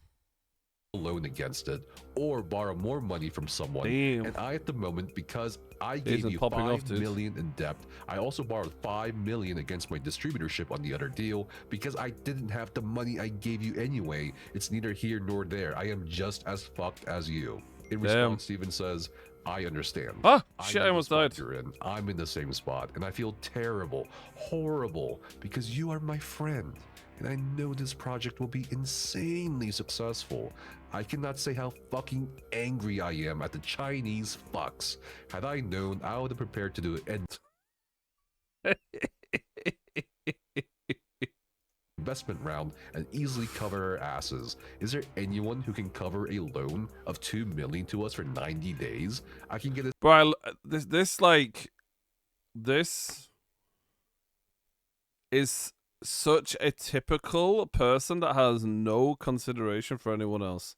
What do you call it? Is it narcissistic? What do you call it when someone is like completely doesn't care? You know, if you're like bleeding on the floor, they'll still ask you for money. I forgot the word for it is. It's just a narcissist, right? Kind of thing. If you're literally like you've given them your house, your car, your life, and they still want to ask for more, and he has no empathy at all because like, even the way this writes, right? Like it reads, I know that I know you're in. I'm in the same spot. I feel terrible, horrible, and because you're my friend, I know this project. I'm insanely successful. So he's basically gaslighting him here, right? Mentioning that he's his friend, that he feels bad, and the project's gonna be so good, and he's gonna pretend like he's angry, blaming someone else here as well. He's prepared to do an investment round, and then instantly mentions, "Oh yeah, by the way, is there anyone else who can cover a loan?" This series done in that time and probably raise around 30 to 40 million and give up a chunk of equity. If we miss payroll next week, that becomes impossible though, and then we are really up shit creek without a paddle. Sad face. I can't sleep because I feel so terrible that we are in this spot. I am sorry, man. Love you more than my own family. I'm sorry we hit this bad spot. There's no doubt that we can do a successful round within 90 days. I just need us to get $2 million to cover that time. I can't sleep, he says. I don't know how or from where. In the next set of text messages, panicked realization sets in as the understanding of the collapse of the deal between iDream Sky and Intrepid becomes clearer. Jason starts crashing out, understandably so here. I don't have anyone, bro. You're on your own in that. So if you come to me to borrow money, I am taking an equal share of equity, bro. That's it. I am done. Sorry, but I am fucked and I need my $300,000. I should have not even given you that because I didn't have it extra to give. Please understand, you have put me in a bad spot. Steven then replies, 5 days later, hey brother, I've been working on finding some type of gap funding while we prepare the Series A round. A firm here in San Diego called Mintz is helping us by trying to find short-term lenders, but they aren't gonna find one in time. Is there anything you can pull together by Thursday? He's still, literally 5 or 6 days after, doesn't reply for 5 days after this guy has a meltdown and is like, dude, I need my money. I'm like super negative. And he's still asking the Jason guy if he can do something. I'm pissed about the fucking Chinese. If we can survive 90 days, we can do a round and raise a shit ton of money. Jesus Christ. I know this is a shit situation. I know you're pissed. I'm pissed about the fucking Chinese. But I'm trying to protect both of our investments. Bottom line, if we can survive 90 days, then we can do a round and raise a shit ton of money that give up equity for and secure the company's very profitable and giant future. I'm so sorry we got put into this shitty situation, but I'm not sure what else to do, man. If we don't get a solution this week, we risk everything. Once people don't get a paycheck, the value of the company it's always sky high to zero. Jason then goes on a rant. Bro, you want me to give you more fucking money when I'm already fucked? I'd have to come up with more money to save the company. Seriously, this is so fucked up. You don't deserve to keep how much equity you have. This is fucking crap for you to put me in this position so we can do this the friendly way or the hard way. Which one do you suggest? The friendly way or the hard way, dude? I can't wait. Let's do about this deal. It's all horseshit. Originally 10 cent was the deal, the drives now nothing, bro. Yes. Call Tom A, your other investor, and ask him to borrow some money. You put me in such a bad position, you have no idea, and you're right, I am beyond pissed at you. I can't believe I listened to you about this deal. It's all horseshit. Originally 10 cent was the deal, then iDream Sky now nothing, bro. This is all your own doing. You should have been more proactive than having me carry you. Where are all your other baller friends or your mom's friends with money? Seriously. True. Where's all this like millions of dollars that you have, or all these really rich friends of yours, or you know, all these insanely wealthy fellow enjoyers of the video game that you have? Am I the only fucking idiot here? That's true. Person A and wait, that's true. Actually, he's probably yoinking money from those as well. Like it's like the kind of situation that people like addicted to drugs are, right? Essentially, where they just steal money from people constantly, keep delaying it over and over and over, and just take more and more money from different people. Yeah, yeah, exactly, Q. But which a person ruins so many lives. It's crazy. He literally like emotionally manipulated and like gaslit someone into investing into them, and then basically just barraging them over and over and over. And again, this is only one investor, right? He could have done this to tons of people. The way he types and the way that he's mentioning that he's able to raise these funds from different people and how he's talking to different investors and all this kind of stuff, he must have like several people on the leash that are close by and stuff like this. And this is not even mentioning like even like when it comes down to like the players and stuff like this as well, right? Like, and then he goes onto a live stream and brags about all of this being self-funded, bro. He's doing all of this. He has no care of the lives that he's ruining at all. Like, zero empathy in these messages, right? Like, he doesn't care that this guy is having a meltdown and needs his money because he went into, like, the red, basically, helping out Steven. Steven's just like, yeah, no, I don't care about that, bro. But you got any more money? You got any more money? You know, I need to pay off the 300K, bro. Yeah, but you got any more money? Fucking disgusting human. Holy shit. Person B help me pay that 3 million to get you to where we need it. I should have said no. So what are you suggesting I do now? Sell one of my homes? Borrow more money? What? I am on the plane. I texted your mom. Go get her to find you some money, bro. I am beyond pissed. You took money. I cannot wait for him to get annoyed at Jason for texting his mum. Because this entire time, Steven should have contacted his mum for support, right? Because his mum's a scammer as well, no? So, runs in his family. For me, this last 300,000, I specifically said I couldn't afford to give you, and you took 1 million from Mr. T. I have not said anything to him as of yet. When he finds out, he will come unglued and What does come unglued mean? Does it mean like he's gonna be super mad at him, I guess? Yeah, I mean, it like Bud Light Door, right? Like, well, you like Bud Light Sun, I guess, in this manner. hinged. So you tell me what to do. If I have to get a loan, sell some Bitcoin, and get more money, then you don't deserve to keep what you have. So send my lawyer a proposal and copy me for review. I am flying somewhere over the Pacific Ocean, and I land at 6 a.m. Send it to my lawyer of what the company needs are, a current projections and losses, and use of proceeds for money, and what the offer is. Because honestly, I am so pissed, bro. You have no idea. Steven finally replies to Jason's crash out and says, Jason, bro, I know this is shitty. It's shitty for me too. I put everything I have in almost 4 years of 16-hour days. He's put 4 years of 16-hour days into the company. I wonder how much he actually was doing stuff on the game. Or like on building the company itself. I'm really curious. Into the company. It'll pay off though. We just got stuck in a bad situation right now with the shitty Chinese. I should have gone. Every single message is the shit Chinese, bro. Always the Chinese. God damn these Chinese, dude. Ruined my life. God damn the Chinese.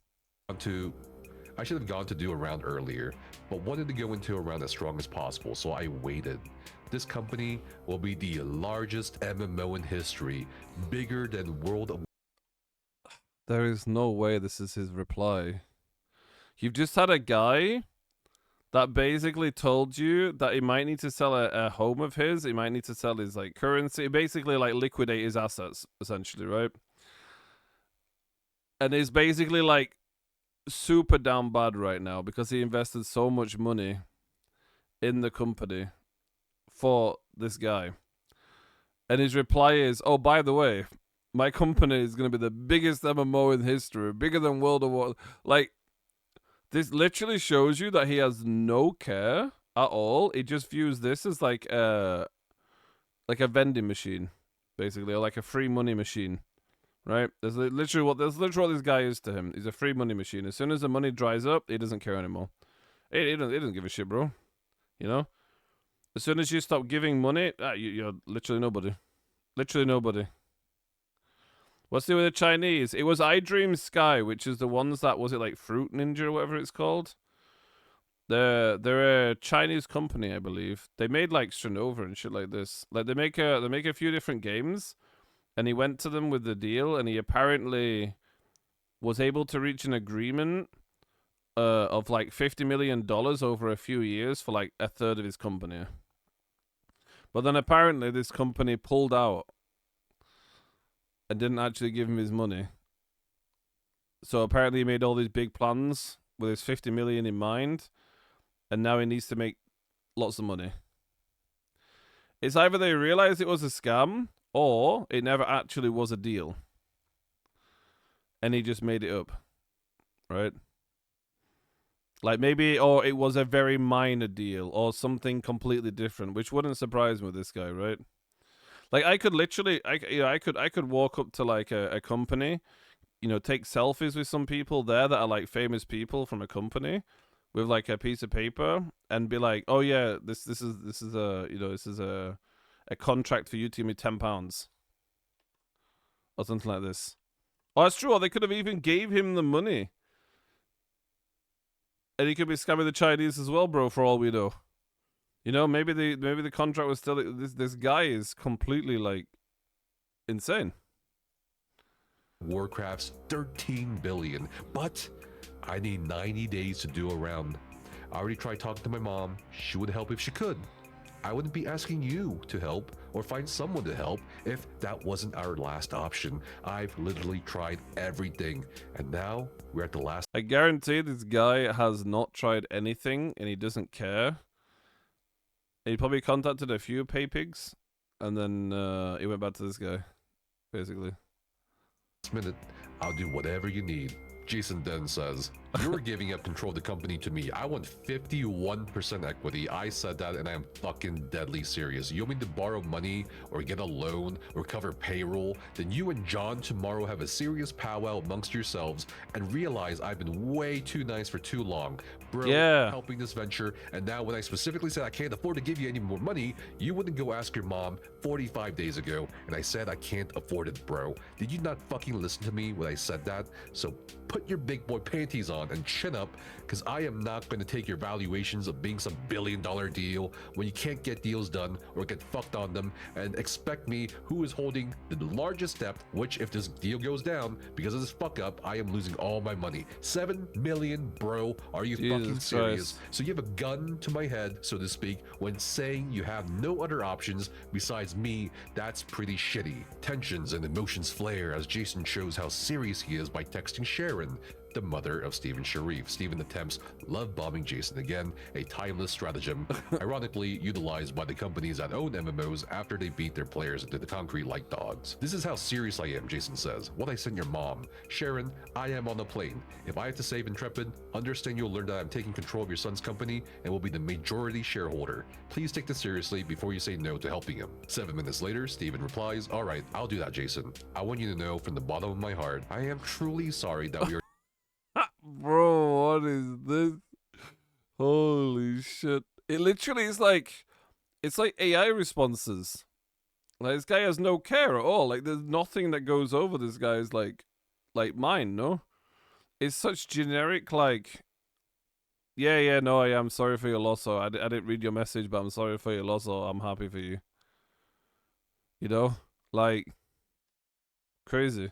in the spot we are in at the moment. I would not be asking you to help if I wasn't 100% certain that I can do a hugely successful round in the next. Yeah, anyway, quick 30-day just loan. need the time. Literally. Jason yes. then says, my issue is beyond this deal. My issue is trust. You broke it. Now I am in a bad situation all around in so many ways. Steven then says, I never meant to break your trust, Jason. I love you like a brother, and will work to my death to ensure that you get to reap the reward of the trust you've placed in me. I know right now is shit, but I'll get us out of it. I just need the time to run the series, and beyond sorry that this has happened, and I beat myself up every night I try to sleep now. Bro, if someone gives you like $7 million and they are like losing all of their assets basically because they're going super negative, so they have to liquidate all stuff, and your final message to them is thank you for helping figure this out, sad face. I have no words, bro. Holy shit. The Chinese fucked us, and I didn't see it coming. Always the Chinese. Coming. That's my fault. And I'm sorry beyond anything you can imagine. I want nothing but to see you enjoy the reward of your trust in me. It's my driving force to make my friends happy, and you are one of my few friends. I'm sorry, brother. Thank you for helping figure this out. Sad face. 2 days later, Steven would text Jason saying, I'm down with the fact that we are 50-50 in the company, and like I said, we'll be able to raise $50 to $60 million in the next.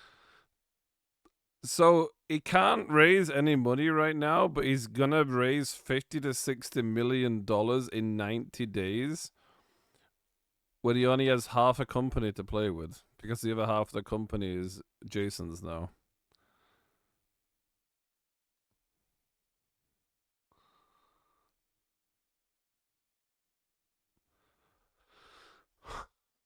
And he can't even pay his staff. Where did all this money go, bro? Like, that's so much. He must have just literally like set fire to this money. Like, holy shit. Next 90 days. But right now, we have a short-term problem. Person C has nothing. My mom gave me what she has available right now, and we still need like 100,000 by Friday. Yeah, he got 5 Well, million some from a trust payroll fund. is gonna Yeah. bounce, and that's gonna be bad.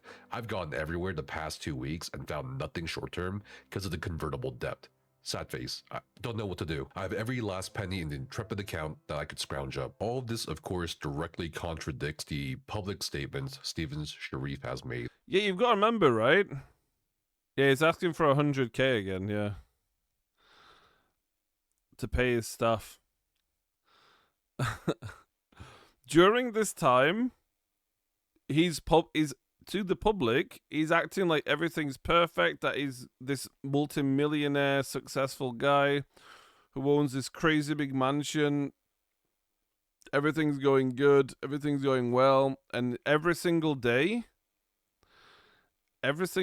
he's he's obviously like contacting his like employees and stuff like this, right? And they talk to him or they interact with him or something like this. And at the same time, he's just milking these people. It's so insane. Yeah, if he's like, dude, is it like a $5 million mansion, like $5 million mansion or something? He has like a super wealthy mother. He's got this crazy trust fund shit. And if investors ever watch one of his live streams, I refuse to believe they did. If they did, then investors are retarded as fuck. Because there's no way you could watch one of his live streams and think, this is the same guy texting me right now, you know? About Intrepid Studios being 100% owned by him, but more alarmingly, like the snapping carbon fibers of OceanGate's Titan submarine, the cracks in the walls of Intrepid Studios glaringly show as Steven admits someone he knows has nothing. His mother gave him what she has available, and that Intrepid Studios is still missing $100,000 to make payroll to employees happen. Steven cites the existence of the convertible debt stonewalling him from getting more short-term loans in the past 2 weeks. 5 days after the last exchange, Steven may have figured out a way to make... Like, the crazy thing is, right, is, think of it this way. If you like look at all this stuff and like you'd piece together like bits and like like all the little like the shattered pieces and stuff like this, how does someone like go through this approach? Oh my god. I literally read the second line and it needs 65K. Like, how do you still need money?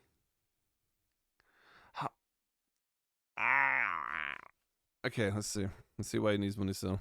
Make that payroll happen, and finally gives good news to Jason. But just like how bad news can't come without the good news at this point, the good news has to come with the bad.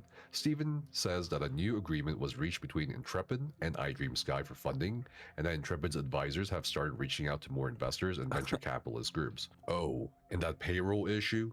It's actually still not solved because Steven needs another $65,000 to put into the checking. Like, there is no way you think that your company is successful if you are perma having to borrow from a guy. right? There is no way that you would ever be in a situation where you're like, oh yeah, by the way, I need 100K this week. Oh, by the way, I need an extra 65K. Oh, by the way, I need this, and this. There is no way you would ever be in this situation if your company is as successful as you think it is, right? Like, it's mind-blowing. Absolutely mind-blowing. I mean, first of all, it's mind-blowing that this Jason guy even kept giving him money. But I guess it's like, oh, what's it called? The gambler's philosophy thing, whatever it is, where, you know, you put so much money into something that you just keep putting money in because you put so much money in already. Sunken cost philosophy, I think it's called, whatever it's called, right? And this is, I guess, this is a situation that the Jason guy is in. Yeah, like BDO, like if you're, let's say, you know, you're like 20 clicks in and it's 30 on the pity. You know, like you've almost hard pitted your Tet armor, but you may as well finish it because you've hard pitted it already, right? You know? Like, I guess this is the situation that Jason's in, which is why he keeps giving him money. But fucking hell, dude. Investors are either completely retarded, and this is why people make these kind of scams and these games and they get away with fucking murder, or, I don't know, Steven's fucking the miracle of man, I guess. I don't fucking know, bro. Count before the payroll checks that were already issued bounce, so employees don't talk and abandon ship. I'm gonna pause you for a second. How? Okay, let's see what this guy says. And let that soak in for you guys. But could you imagine a $65,000 overdraft? Jason then replies okay to all of this, implying he covered that $65,000, so the employees at Intrepid Studios actually gets paid and survives another week in California. Steven meekly approaches That's Jason so 2 days insane. later, asking if it's fair to be a 30% owner with a seat on the board with voting rights. He expresses he does not want to fight with Jason and other investors, and love bombs Jason again. He also asks if he would be able to get the ability to buy some of the equity back later. This later leads to a conversation 5 days later, where Steven is requesting another $2,025,000. Okay, so Steven has the audacity to mention that this guy has a lot of his company, like it has a lot of equity in his company, right? And he has the audacity to ask to buy it back from him, and then he asks for money again. Like, just think about it for a second, right? You have someone who is, you know, saying to you, "Oh yeah, no, I you know, I'm gonna buy it. You know, can I buy back the company, the part of the company that you own? You know. Oh, by the way, can you give me $2 million real quick?"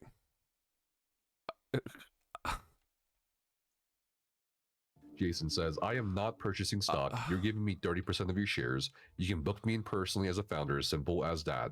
I am not an investor. I am your partner. Steven then says, for the month of November 2019, and to catch up on our bills from October 2019. What? He needs another 925K. Oh my. We need $925,000. Jason is, of course, asked, well, what do you need in December and January? Steven then says December will need $550,000 and January will need $550,000 as well. Jason then says, okay, This Jason guy has to be retarded, no. There is no way you are just pumping millions and millions into this and thinking this is okay. He had like a moment of clarity a few months before this where he went, maybe it's not a good idea for this. This guy's making no money and he only takes money from me. Right?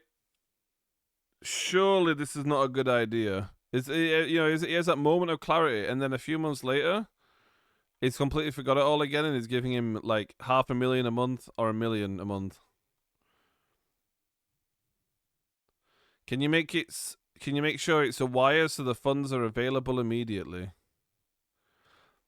if stuff like this is for payroll, right, and for bills, why do you need it wired over to you? Right? Like, why would you need 925k wired over to you, basically, when you'd already have all this pre-sorted, no? You'd already have all the payments for like the upcoming months and stuff like that. There's no way he does it on the day, no? So like all this kind of stuff is just all bad vibes. Like it's literally like I'm watching like a drug addict right now. I'll get your $935,000 tomorrow with the $65,000 hourly. Yeah, that's what I assume it That's is, an even basic. $1 million.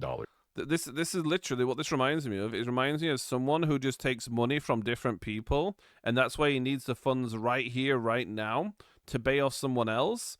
And then that money he's going to take from the other guy is going to use to pay off this guy, and the money to take off this guy is going to use to pay off the other guy. That's literally what he's doing, basically. Then I'll get the other $1 million within 30 days as soon as my loan closes. At this point, you all might be wondering how Jason is funding this. Well, he liquidated his cryptocurrency. Now, since it was Bitcoin he liquidated, Jason basically lost millions of dollars since he sold one. Wait, so he liquidated all of his Bitcoin.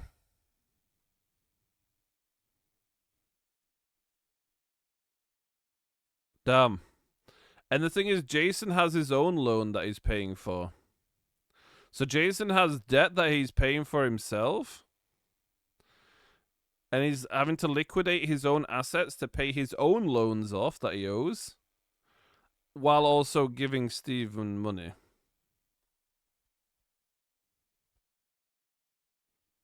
How are expenses 300,000 more every month?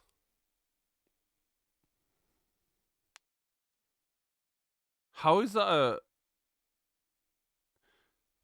How like, I'm trying to think of how you can be 300k down a month with the lack of development this game had.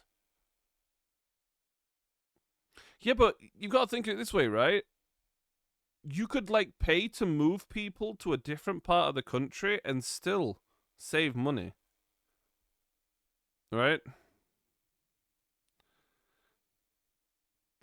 Like, I'm pretty sure that you could literally, like, pay people to move to a different part of the country that's cheaper and, like, come net positive from that if you're spending this much more every month than what you'd have coverage of. Right?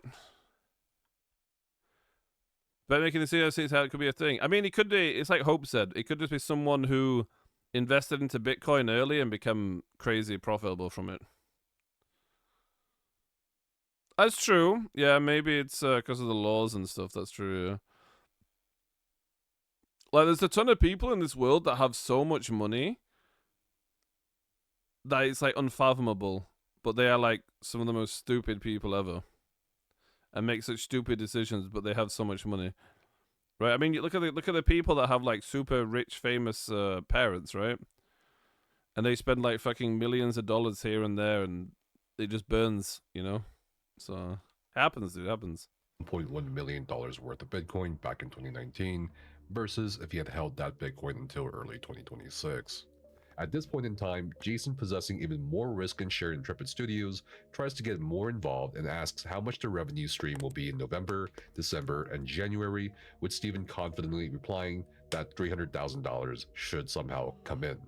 As the exhausting year of 2019 comes to a close for Steven and his investor, more money is being requested in the form of $75,000 for bills by January 7th, $225,000 for yet another funding of the employee payroll by January 13th. Wait, let me get this right. So he needs 75k to cover the bills that they have right now. Then it needs another 225k to pay for the next payroll. Did the loan on the property go through? I started the application for an SBA business loan. Jesus Christ.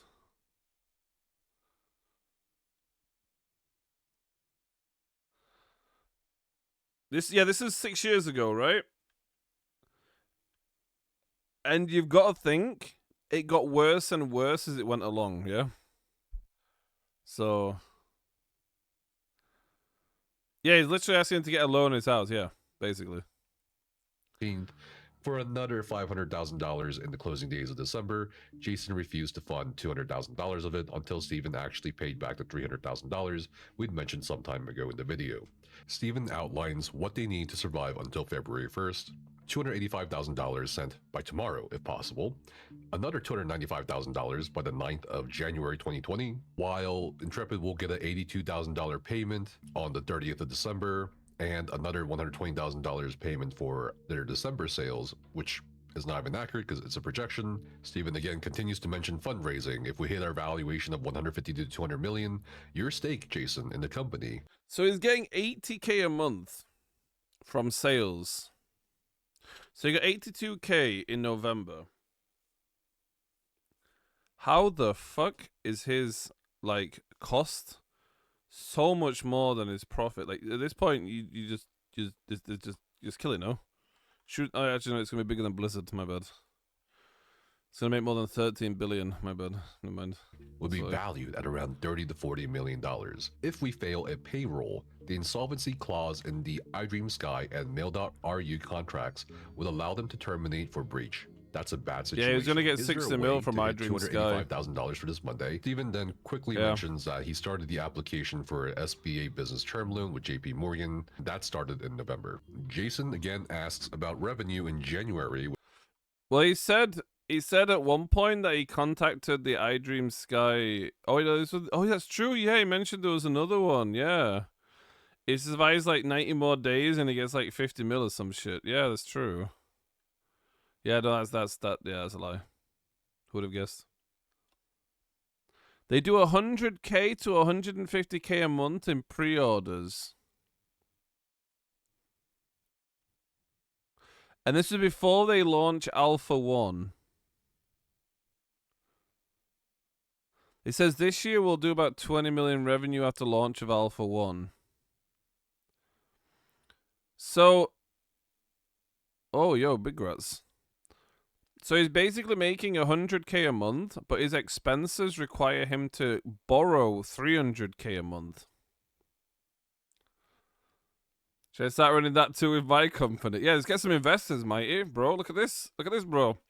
You could be sat on hundreds of millions of dollars, having a wonderful time of your life. Don't even need to work anymore, bro. Just bounce money between investors. Jesus fucking Christ. With Steven now answering, Intrepid is somehow making approximately $100,000 to $150,000 per month in pre-orders for the MMO.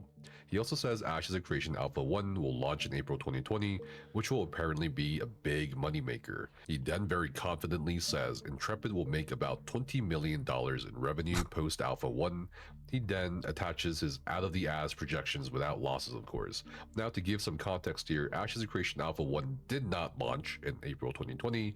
It launched instead on July 14th, 2021, and only ran until August 15th, 2021 for a limited time frame, which in hindsight makes sense with how much money Intrepid seemingly needed with all these loans Steven was taking out. Of course, Steven tries to assuage some of Jason's doubts with a reminder. Yeah, the reason why the alpha wasn't kept up for longer is because he had no money to keep it going. His whales are on holiday. Jesus Christ, this is so insane.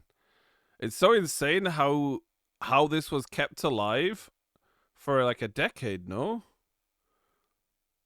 Little bro's over here having the time of his life for the last like 10 years of his life. He's had infinite money, basically. Reminder of how much the shares would ruins be worth other if he people's so lives to convert the convertibles. So Jason, to be clear, if you convert the remainder of the convertibles you have, by the way, putting you at like 28% or something, that'll be worth about $300 million in 2021, and in 2022, $448 million. If you don't convert it, it'll be worth about $220 million and about $328 million. Now, Jesus remember, Christ. we are in 2020 now with these text messages, and the coronavirus or the COVID-19 pandemic is about to rock our shit. More cracks in the dam appear as Steven messages Jason late in the evening on the 5th of January 2020, saying, "Hey brother, I know your loan process is still going, but we need $67,500 to survive this week. We just went negative $1,500 right now in the account. Are you able to send $68,000 tomorrow? I'm sorry the strain this has put us both through, but we need to make it to February. How do you still need more money? Like, like, how does he still need more money? That's so insane. Holy shit. I think we'll close another investor in the next couple weeks. My neighbor and his friend are meeting me Wednesday. They like the pitch deck and are interested. And that SBA loan with JP Morgan will close before the end of this month. But we can't get an eviction notice or lapse on the employee's health insurance that will happen this week. Is a wire possible tomorrow for $68,000? Always has to be Jason wired says, as well. "No, can't do it. I'm juggling monies at the moment, bro. Don't have it. I am on fumes. If you know someone to buy my 2011 Ferrari for $80,000, Wait, he's selling his cars?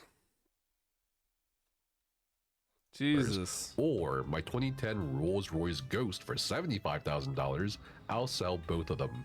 I have no money for you at this moment. Maybe in a week. I got the appraisal in today, so that's good. Waiting on documents to sign, then 3 business days from funding." Steven then says, "Okay, well, I've exhausted everything. So we are now only Bro, he hit it with a K, by the way. Just a K, full stop. If someone replied to me with just a K, full stop, I don't want to talk to you anymore. Well, the thing is, people like this, there's parts of you that want to feel sorry for them, but at the same time, you want to call them a fucking retard because there is, like, at one point, you surely have to wake up, right? If you are setting fire to money in front of you, and the person is asking for more and more and more and more and more, like, I feel bad because the guy got scammed, basically, right? And it manipulated. But at the same time, it's hard for people to get out of that manipulation sometimes, right? So, but it's so bad. $140,000 short for payroll. Sad face. Maybe Sad you should have face. waited to give Mr. T the Bitcoin until end of the month. Not sure what we're gonna do at this point. Jason then says, "Well, bro, go ask your mom or person B to find someone that can give you a short-term loan. I need about a week. I'll sign my loan documents probably on Friday or Saturday and then fund on Monday, Tuesday, or Wednesday of next week." Jason replies with something that I feel finally shattered my frayed soul as I processed these Want to text invest in messages something? for Yeah, the send me the video. details. Jason was willing to sell his 2011 goddamn Ferrari for $80,000 and a 2010 Roy's motherfucking Roy's Ghost for a mere $75,000 to get liquid cash, not just for Steven, because now Jason was starting to financially struggle. He admitted during our first call that it was rough times for him at this point, and for the first time in his life, he actually needed to borrow money from somebody. Jason was frustrated by Jesus Steven's Christ. constant begging for money, since yet again the developers and employees of Intrepid Studios may not have been paid because Steven is short $140,000. He mentions here at this point, and I add this for context, a Mr. T who was given Bitcoin. Like, I still don't understand how you don't have, like, projections for the, like, next year of your like the salary to pay for, like, to get the money to pay for your employees. How is he short every single month on money for his employees? This is like 101, no? Like, the basics to running a business. Make sure that the bare, like, minimum skeleton, the bare fucking bones is in your company, right? As long as you can look into, like, breaking even or looking into a profit and ensuring that you know you can still maintain your employees, like, that should be like the bare minimum requirement, right? And every single month he just needs money, and it's always got to be wired, right? And the fact that it's got to be wired, he needs the instant cash there and then, which means he's resolving it on a day-to-day basis, essentially, right? So, yeah, same, Robness. Okay, I'm not a really judgmental person, right? But the way this guy spoke, the way he acted, and everything about him, it was like, bad vibes. You know, like, so, like, when I first ever watched an Ashes of the Creation stream with this guy, I had bad vibes. Again, very judgmental, I guess, but I had just, like, really bad vibes from him instantly. Probably also invested in crypto, some of shades. I mean, probably, won't surprise me. It's painfully obvious that he's alone is controlling all the money. No financial assistant or account that, yeah. I mean, I completely agree, Hope. There is no way that this guy is getting all of this money given to him, and he doesn't have like an accountant sorting all this out and ensuring that his company is like having enough money to pay its employees. Because if every single month for like half a year or however long it's been, you need money from someone, like, and it's not just a small amount of money. You need hundreds of thousands of dollars to pay for your employees' payroll. This should have been shot in the head years ago, in game. Coin. Mr. T is an associate of Jason who had invested $1 million into Intrepid, Damn. but was never paid back or saw a return on his investment. Jesus. Mr. T threatened to sue Steven, who feared that a public lawsuit would jeopardize Intrepid Studios and scare away potential customers. So, in order to save Intrepid's reputation, Jason yet again stepped in and gave $1 million after selling Bitcoin to Mr. T. Wait. So Steven borrowed from another guy $1 million, didn't pay him back. The guy who gave him the $1 million was going to sue him, and in order to save face, Jason sold his Bitcoin to pay the $1 million back for Steven. So the company didn't have negative press. Oh my fucking god. So Mr. T would back off. In yet another crash out, Steven tells Jason the following: tried that. They don't know people like you do. Payroll is Wednesday. Not sure what's gonna happen if we don't make it. There's nobody you know with Bitcoin or who can give a short-term $150,000 to $200,000 loan until your loan closes. Why is it 200k now? Why is the money going up every time? 7 minutes later, Jason loses it.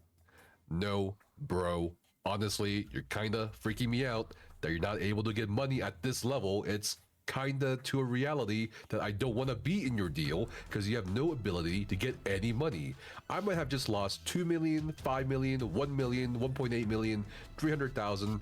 Do the Yeah, he needs fucking more money math, every bro. week. You have literally broken Okay, me. he's snapping. I just had to ask person A to pay for dinner tonight for the owners of Jeunesse birthday because I don't have room on my Amex because it's blocked. I can see why person Imagine that, dude. Imagine this guy who was a multimillionaire can't even afford to pay for dinner because Jason has bled him dry. He's lost, what, multiple cars? He's lost all his Bitcoin. He's lost, like, investments because this guy keeps asking for more money. Crazy, dude. Holy shit. B is pissed, and if you can find someone to give you money, I don't for know how many Bitcoin, devs had I it can go 2020. find some Bitcoin maybe tomorrow. I am tired of your deal, to be honest. 10.1 million so far, and you think I've made a money? 10 no million. one in your entire life would do what I have Yeah, done it's for 10.1 you. And I am million, stressed Play, you're right. not just because of you. I have funneled every dime into it. It isn't that I haven't been able to get money. It is that I've been putting it all into Intrepid, and now I literally I have funneled every dime into it. Yeah, but none of that dime is your dime, bro. All the money he's got is everyone else's money. Ay, ay, ay. I know you're basically like my god, bro. literally the finish line. I had anticipated the final $300,000 to get us to What a end of fucking January awful and to the person. first payment from iDream Sky. I know how much you put in. I know you are basically like, my god, bro. I'm sorry about the other deal. It's fucked. I wish you and I weren't in such stress right now. The screenshot reads, I am pissed at you for introducing me to your son. Go fucking find him too. You DM the mum, bro. I'm pissed at you for introducing me to your son. Go find him 200k or get lost out of my life. Holy shit. $100,000 tomorrow or get lost out of my life. Go get your loser other son to give you some of your money. Now I understand why person D wants to sue you. Sad face, Steven replied. Wait. There's no way, bro. Little bro asks for more money. He sends his message to his mum, and he's like, I understand why Mr. T wants to sue you. And he just sends a sad face. Bro, there is no way you reply to a message like this and a crash out over millions of dollars. And all he replies with a sad face, dude. Holy shit. Oh. Go cry to your husband, bro. Jason then says, "Do you understand me now, bro? Go cry to your husband, bro. Not me. I am in no mood to be happy now. I said I'm getting a fucking loan, and as soon as I have money, I will help.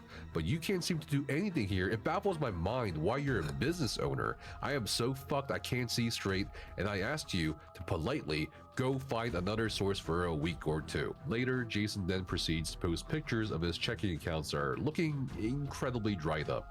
Oh my god, little bro has like $40 to his name, no? From multimillionaire to $40 to his name. Holy shit. I also saw from the documentation that he withdrew over $100,000 from his 401k account, which is crazy.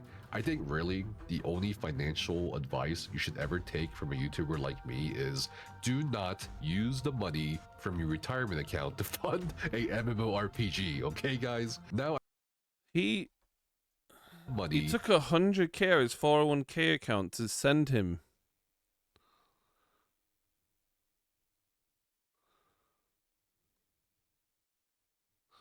He needs it before 2 p.m. Bro, he's literally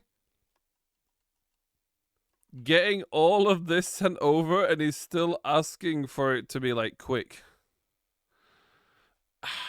I don't know. In the nicest way of saying it, this Jason guy is retarded, bro. Like, Steven is a completely fucked up human.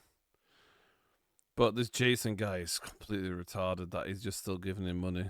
It's completely retarded. From your retirement account to fund a MMORPG, okay guys? Now I know many of you are bewildered, shocked, or slack-jawed at all this money Jason keeps shoveling into the Ashes of Creation engine. And like all of you, I was immensely curious about why. Why, Yes. Jason? Why would you keep giving Steven money? 'Cause he's with retarded. no ROI in sight. So of course, I asked Jason this, and he basically gave me two answers. First, he really did consider Steven a very good friend, and told me he's generally a very nice guy. I thought to myself as he told me this, okay, can we also be best friends, Jason? Of course, just like any other investor. Yeah, bro, you want to be best friends? You want to give me $1 million, Jason? We can be best friends, bro. I can send you a smiley face in messages every few days. He wanted to see our ROI. He wanted to make money as simple as that. He really did want an MMO to come out, which is definitely not going to happen now with the now desolate Intrepid Studios. Second, he gave the impression during my conversation with him that after a certain point, he was in too deep with the amount of money he invested into Steven and Ashes to simply just, walk away and leave that money behind. In that aspect of sunken cost fallacy, That's it, I think sunken Jason cost is fallacy. definitely well suited to be an MMO player like everybody else. Perhaps his biggest regret is pulling in his social circle into this mess as investors, as he expressed to me him feeling bad about that. 12 days later, an abrupt text message from Steven shares that the next big MMO of the century's potential biggest investor is the former owner of... At Raising Cane's, we're hyper-focused on being the best at what we do and getting it right. What? Steven said the next big MMO sponsor is Raising Cane's every time. Chicken.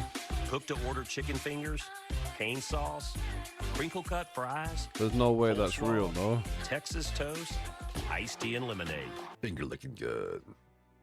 I actually don't even know Raising Cane's slogan. Anyway, the former chicken What? conglomerate is not all the adventurous venture capitalists out there Steven found. Apparently, he asked his neighbors for a $2 million investment and another 3 random people. He even Wait. My neighbors are considering a $2 million investment? Your neighbors? Our biggest investor is the former owners of Raising Cane's Chicken. Their family is flying into SD for the day of February 3rd to visit the studio and meet with me. They sold their 100 restaurants for 140 million. I had a long three-way with their family and investment team on Thursday. Very excited how much of it. 5 million is still available in the raise.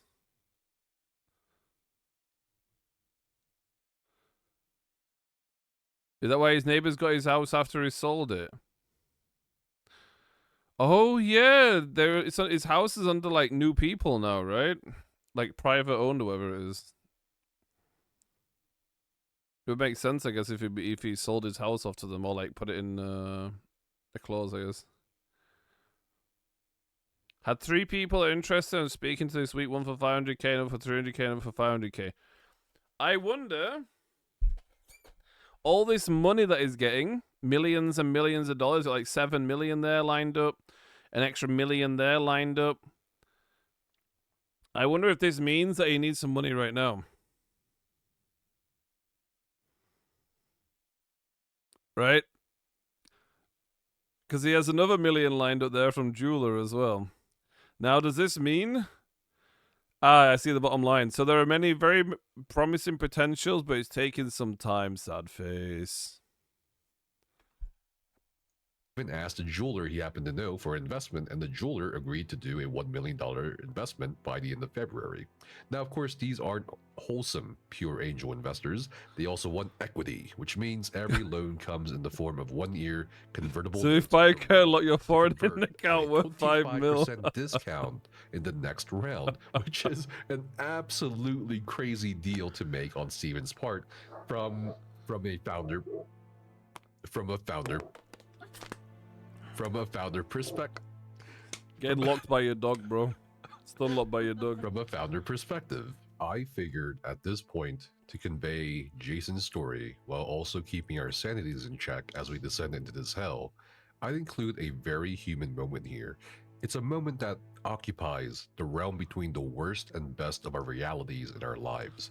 Some of us may have experienced such a moment in chasing dreams or chasing highs, but there was just something so poignantly beautiful about this text message exchange. I just had to include it. Jason texts, "You didn't call me back. By the way, congrats on getting money in." Steven says, "Thanks, brother. I'm stressed beyond belief." Jason then says, "I was so stressed out lately." Steven then says, "Can't sleep past 3:30. Wake up every morning at 3:30 a.m. Oh no. Get to sleep at 12:30ish. Not an experience I want to repeat." Jason says, "I am so broke. Had to borrow money. Sucks. First time in my life." Steven then stares off into the distance here and says, "I honestly, my dream is us sitting on a plane, flying to some island with the family, looking back and laughing." All Jason has to say to this is, "I would be happy with an iced tea sitting at a Denny's at this point." Oh my In February lord. 2020, after multiple times asking Steven for Look at this guy, bro. Look at this dude. Yeah, I think Jason is just broke at this point, I think, yeah. Arrest my neighbors if they want to invest a couple of million. Void snake oil. No, that's Steven in the middle. That's the scam lord himself, bro. financial records. Jason loses his temper while Steven deflected and gave excuses. "Hey bro, my lawyer just called me, and what is the reason why you can't get updated financials? It's that fucking difficult to do?" He called me today and asked, "Hey Jason, I like Steven, but he seems flaky and not reliable. You are upsetting me because you can't take care of business. Maybe I should take..." Wait, so Jason's accountant is saying that Steven is shady or flaky. I like Steven, but he seems flaky and not reliable. That's what an accountant's over the saying. company, and you should work for me, because I'm getting pissed off that I asked for the financials 1 month ago. I can't raise money until I have updated financials. Projections only work for stupid investors. Steven. That's kind of projecting, though. Projections only work for stupid investors. Come on, bro. Surely at that point you've realized, no? says, moving to this new accounting firm was for sure a clusterfuck, but if it's not done by Tuesday, I'll drive over to them and see what the fuck is the deal. I promise I'll get that shit done this week 100%. 9 days later, Steven again relays bad news about the Chinese funders over at iDream Sky. I'm currently texting and on call with IDS about what is going on. So far, they have said they will be delayed up to 60 days minimum due to the Those fucking Chinese, bro.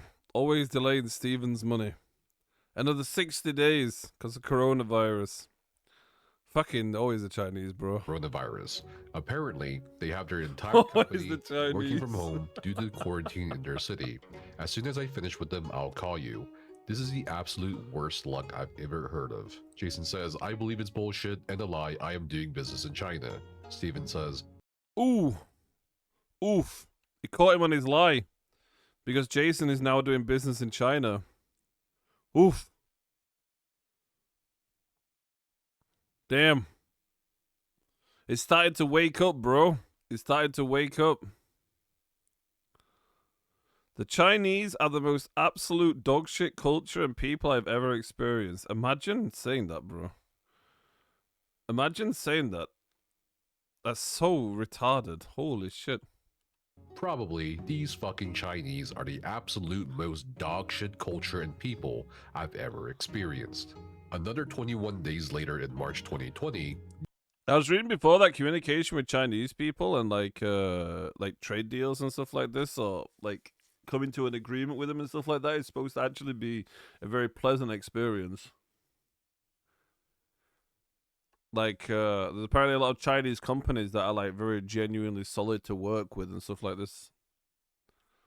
So Jason has had enough as the COVID pandemic gets into full swing and is demanding to be paid back in full or else.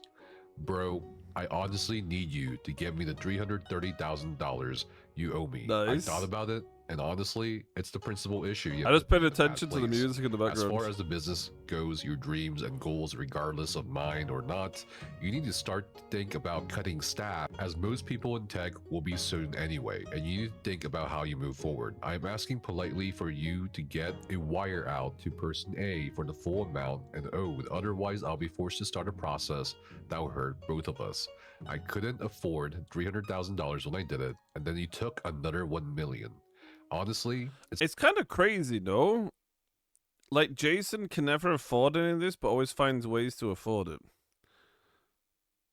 He must have had so many assets and so much money in assets that if he can't afford something but can literally create liquid, I was going to say liquid silver. It's like Ramnus with his fucking miracle money in BDO, dude. it's to a point that you gave me your word, and honestly, this is to the point of no return. Please wire my money Yeah, I over guess, to the but- email tomorrow. A day later, with no response, Jason then texts Steven, hello? You didn't respond to my email or my text. Steven then finally replies back, hey bro, I'm sorry with the Senate team home today since they closed the schools, and I got sick today as well, so I'm just now getting home and didn't have a chance to reply to that yet. This is our current balance, $690,000.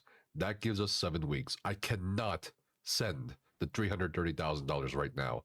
I need you to give me some time to close one of the other investors. I'm Jesus working on it, Christ. bro. Please don't burn down our company out of principle on this $330,000. We have a lot riding on the success of Intrepid. Not just investments, but the actual returns we'll see when we launch the game. Please give me the next several weeks to close another investor, and I will get the $330,000 to you, brother. 4 minutes later, Jason furiously texts back, honestly, bro, you're fucking me, and this is not cool, but hey, it's okay. You know, the crazy thing is, this is 6 years ago, by the way.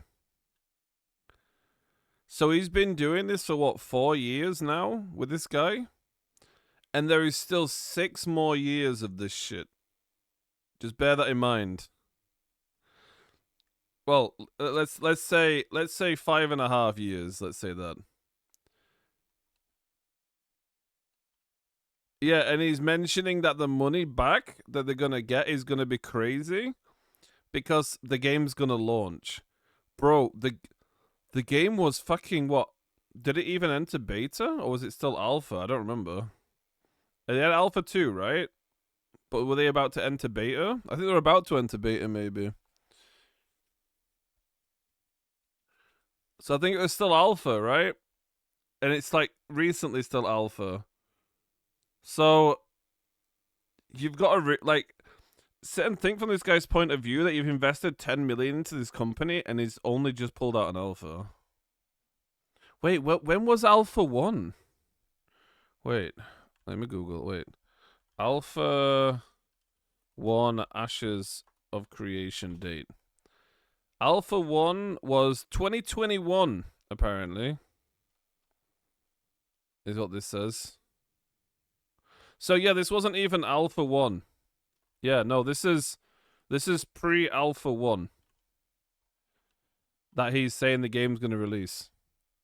So bear that in mind. I am tired of this company, and honestly, your inability to or lack of being able to close deals with billion-dollar companies, as I was told, is honestly tantamount to fraud, including the supposed True. deal with Tencent that never happened or existed. If I would ever have known that the Tencent deal didn't close, I would not have loaned you another $5 million. I won't burn down your precious company, but honestly, bro, I am becoming more hostile, more angry, and more pissed off than you can imagine. My patience is done. Get the proper financial balance sheets and projections and losses sent to my lawyer. You have 2 weeks to comply with giving me my money you owe me. I should have never given you the full $2 million. Now I am screwed more and in debt. More than a month later, in April 2020, Jason is impervious to Steven's attempts at casting an illusion spell due to his high resistance built by years of Steven's bullshit. Jason states, "Honestly, bro, I am starting to not have faith in you or trust you at all. If I don't have an email clearly explaining why I can't see bank statements from the moment you took my money up until current, and I can't have access to all books and records, and you're manipulating whatever you want to manipulate without turning them over." That's kind of crazy. They're not even giving you the records, right? Like their expenses, right? Like that is getting no information about this. Like, it's so stupid, bro, to invest into something like this. It's like it's so retarded. Then I will start The more I hear, legal it's more maneuvers, retarded. bro. At the end of the day, you won't have any company to worry about because I'll start proceedings against you. Wait, Now- the message he said, "I'm sorry we got into a bad spot earlier. I want us both to be billionaires." Little bro can't even make fucking ends meet on paying for his staff. How the fuck is he gonna be a billionaire?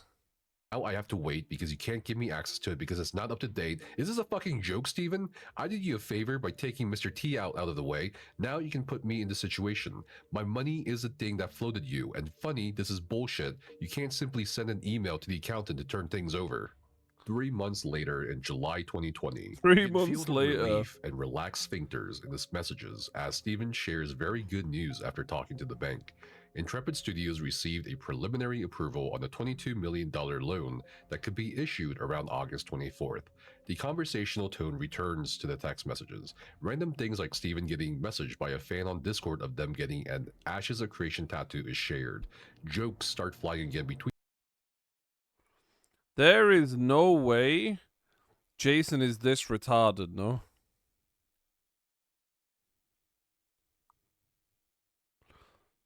Also, why the fuck would you ever get this tattoo?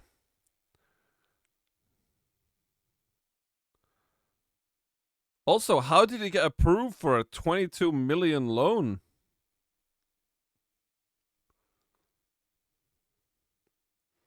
How the fuck? Between the two as they both believe they're in the clear. 6 months later in September Wait. 2020, Jason Wait, that's true. Maybe he didn't even get approved for it. Maybe he's just lying. Wait. I was like, there's no way this guy gets 22 mil from the bank, dude. checks in on Steven in regards to the aforementioned loan Intrepid is trying to take out from Commerce West Bank. We do know from public records Intrepid did manage to take out a loan from Commerce West Bank, but as you'll soon see, it was not exactly what they were expecting. Okay. 15 days later, on October 6, 2020, Jason starts introducing another multimillionaire named Robert Dawson to Steven Sharif. Robert was an associate of Jason's from the MLM days at Jeunesse. Robert Dawson would end up investing over $60 million into Intrepid per 60 million. So he found a new whale. Now his current whale is like, his current cow is like leaked. It's there's nothing left, bro. Squeeze that dry, he found a new one. This one gave 60 mil, bro. Personally, another 20 million more to his companies What? and bring in about 80 $10 million, million from his close 90 friends, million. making Robert's contributions to about $90 million. What? Steven again has good news with bad news, reporting What the fuck did they do with $90 million?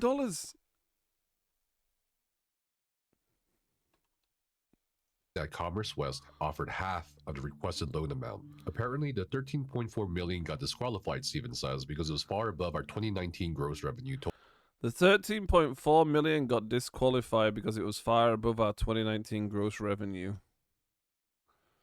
Who would have guessed? So we are now working to get the final approval on $6 million instead. Still a good loan, but not as high as we were hoping. Jason then replies to this bad news saying, "This sucks. Look, bro, I want to be fair to you and not hurt the company, but you're not being authentic and transparent and allowing me to help make this company work on the financial level, which is bothersome. And I'm trying not to Crazy. get pissed off, but you promised you would have something to me on November 1st. And now it's not happening for 1 to 2 more weeks, which you don't understand finance and I do. If you don't allow me to help with this company's financial status, I will have to start acting like not a good friendly partner. I need serious actual accounting records of the company, all bank accounts, all bank statements, all actual file tax returns, and what the actual projections and losses is, not a fake P&L for the Main Street loan you're doing, bro. How can I help this company when you don't allow me to do anything and you block me from everything? It's starting to piss." Yeah, of course he's gonna block you from everything, bro. Little bro's out here spending millions of dollars on whatever he wants. He's having a time of his life. Of course he's not gonna let you in on the info. Sad face. I'm trying to get us there the best way I know how, bro. Sad face, bro. Bro. Sad face, bro. Bro. Me off and upset me again. What is this, Steven's dude? only reply to this is, "Sad face. I'm trying to get us this loan the best way I know how, bro. Sad face." Jason tries to have a sincere heart-to-heart conversation here with Steven, saying, "Okay, bro, but the problem is you keep on doing the same thing, hoping that this happens. Okay, so what are you going to do with $6 million? It's not even close to debts owed.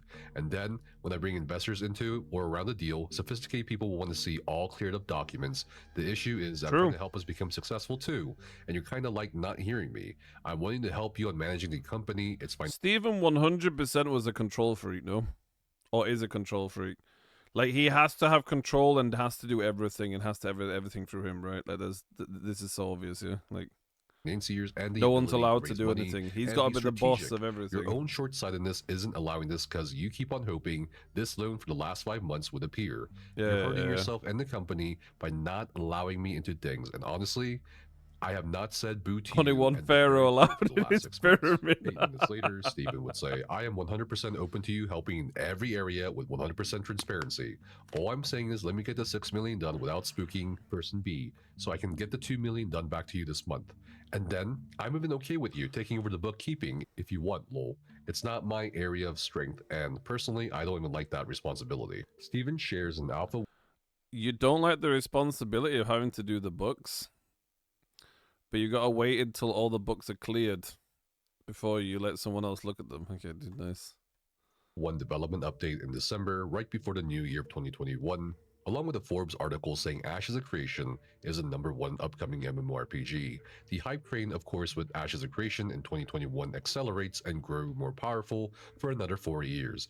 And it's a tragedy in hindsight, as the hype train wouldn't derail due to unmet expectations by a player base, but it would derail simply because there was no more money to complete the railroad. In the beginning of 2021, we see Jason try to step in gently again on the running of the company and inquiring about tax filings. He even brings up a very reasonable point about potentially relocating the studio to avoid the high Californian tax rates and expenses, since it's now proven most companies, including game development companies, can still be effective with remote work during COVID.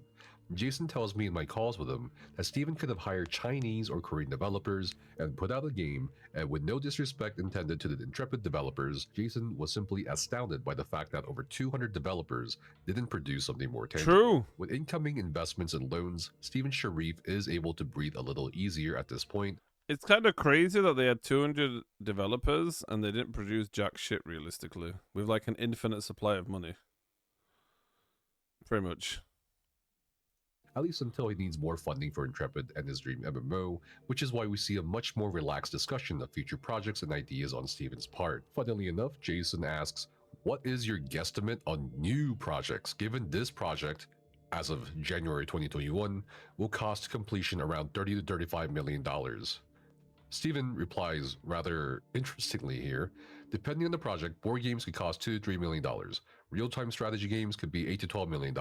Turn-based strategy games could be $8 to $10 million to make. Single-player RPG is $16 to $20 million maybe. Arena games could cost $15 to $18 million, and a console port could cost $20 to $25 million. And of course, as we all know the ending of the story at this point, none of these Wait. projects would come to fruition. Wait, I'm taking this message. Holy shit, how retarded can a person be? Like, there's a guy that's confused why all this is a scam. Basically. There's a person that says, so as more news is coming out, we're essentially finding out that Steven was lying about fiscal responsibilities and investments to prolong the game development because his head was in the clouds about the reality of the game, ? The game development was too ambitious and behind because they didn't have experienced developers, but where does the scam part come in? That's what someone wrote. So there's a guy that thinks Ashes of Creation failed because they didn't have experienced developers. And the game was too ambitious. And this guy doesn't understand where the scam part comes in. And he just thinks that Steven hit a little higher because he was confident in the game. Oh my lord, bro. How can people be so retarded? Ashes of Creation would never really launch, and it would be taken down from the Steam store page. As for the time period between 2021 to 2024, it's very obvious that things just weren't going well. Yaya Legacy Trust would sue Intrepid Studios a few years down the line. Put him in prison. For a mandate to compel inspection of books. And this was really one of the first things in the public eye back in 2024 that was pushed out of the way of the hype train. It seemed like dissenting opinions, even constructive criticism, was pushed aside by hundreds of thousands of MMO players on, Hopium or Copium. In the days leading up to the disappearing act of Intrepid Studios, Jason claims that Steven put up his house in San Diego for a second loan position collateral Jesus and asked Christ. for help from Jason and Robert to help prevent foreclosure on his mansion that he had live streamed from for many years to give Ashes of Creation updates to millions of gamers worldwide.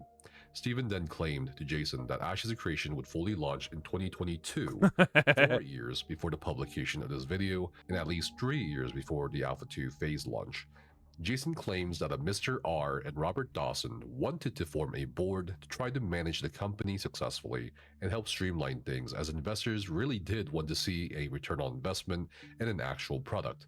Steven, not liking this apparently, drew a tantrum and threatened to notify the bank of the $3.7 million sitting in the Intrepid Studios account on.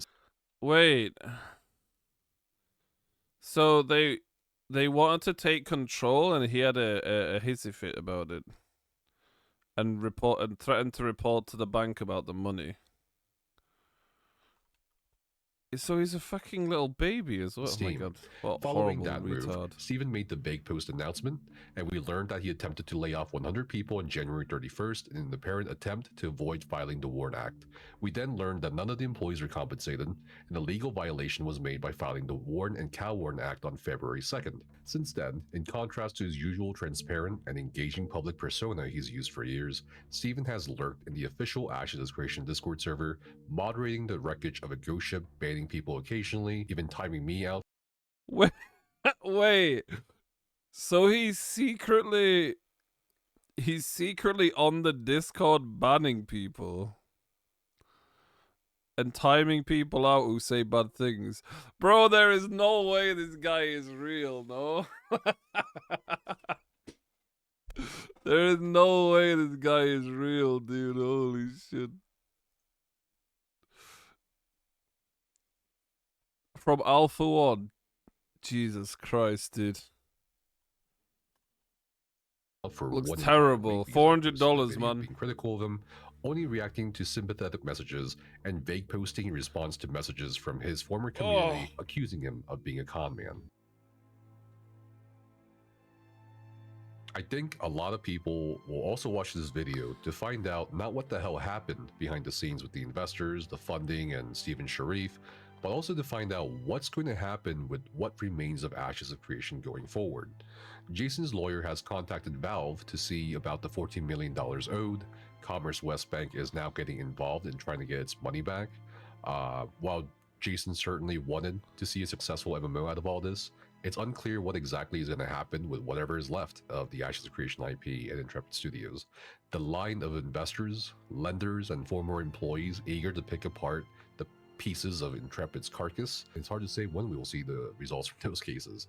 Jason says he doesn't expect to wring out any meaningful amount of money from Steven Sharif. Instead, he's told me he's going to sue Steven Sharif out of principle and to make sure it's on public record that Steven is a bad actor. Good. I have no doubt, despite the trove of information Jason was kind enough to share with me and all of you, that will probably unearth even more details about Ashes of Creation, Intrepid Studios, and Steven himself. Bro, in the hope coming these weeks, screenshots are months, and so years. bad, As for the bro. many players, guilds, and communities still navigating this debacle, I've been seeing a lot of people return to their familiar MMOs or trying new ones or putting the MMO space in. That's true, actually.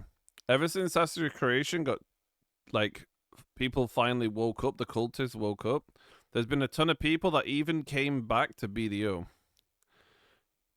So... yeah, so that's the game that was going to release the next year, Hope. That had hundreds of millions. I think what's important now is for a lot of people to come to terms with reality. I know a lot of people invested a lot of time and money into Ashes of Creation, and it's understandable. Many people are still defending Steven or defending the idea of Ashes, but despite the human elements you see in both public and private spaces, whether it's that of generosity, compassion, or whatever, I think it's really important to look at all the available facts and information so far and really, really understand that this was not some sort of surprise out of nowhere. Yep. This dissolution was, at least to me, the culmination of Shit, my years goodness. of severe mismanagement, incomprehensible, bizarre business decisions. Best case scenario, Steven was a irresponsible smoothie blend of startup founder, MMO player, and gambler egos who may have been way over in his head. But none of that should excuse the actions or the very obvious lies put out by him to people he called his coworkers or his community. None of that should excuse the obvious foresight he had in regards to where things were going when he's parceling out equity, when he's giving up his own company, when he's not being transparent about the trouble that he or the company is in. You know, I mentioned this. You're not getting constant multiple times blessing, in the other really? videos, but no one's gonna dog on a developer or a gaming studio for not being able to afford things. You know, like no one ragged on Fantastic Pixel Castle Studios for, you know, being dropped by NetEase as, you know, their publisher and having no MMO project. It doesn't work like that. So I think there's definitely a strong case to be made for this guy's ego getting in the way, and you know, Yeah, we got the 100% worst case ego, scenario, dude. right? 100%. He's a con man, like it was a rebel from the start, but that doesn't matter either because the end situation was going to be the same. So I hope this video really clarified some things for people and given a glimpse behind the curtain. It certainly did for me. If you enjoyed the video or want to see more content like this, What a good video, dude. What a banger video. Holy moly.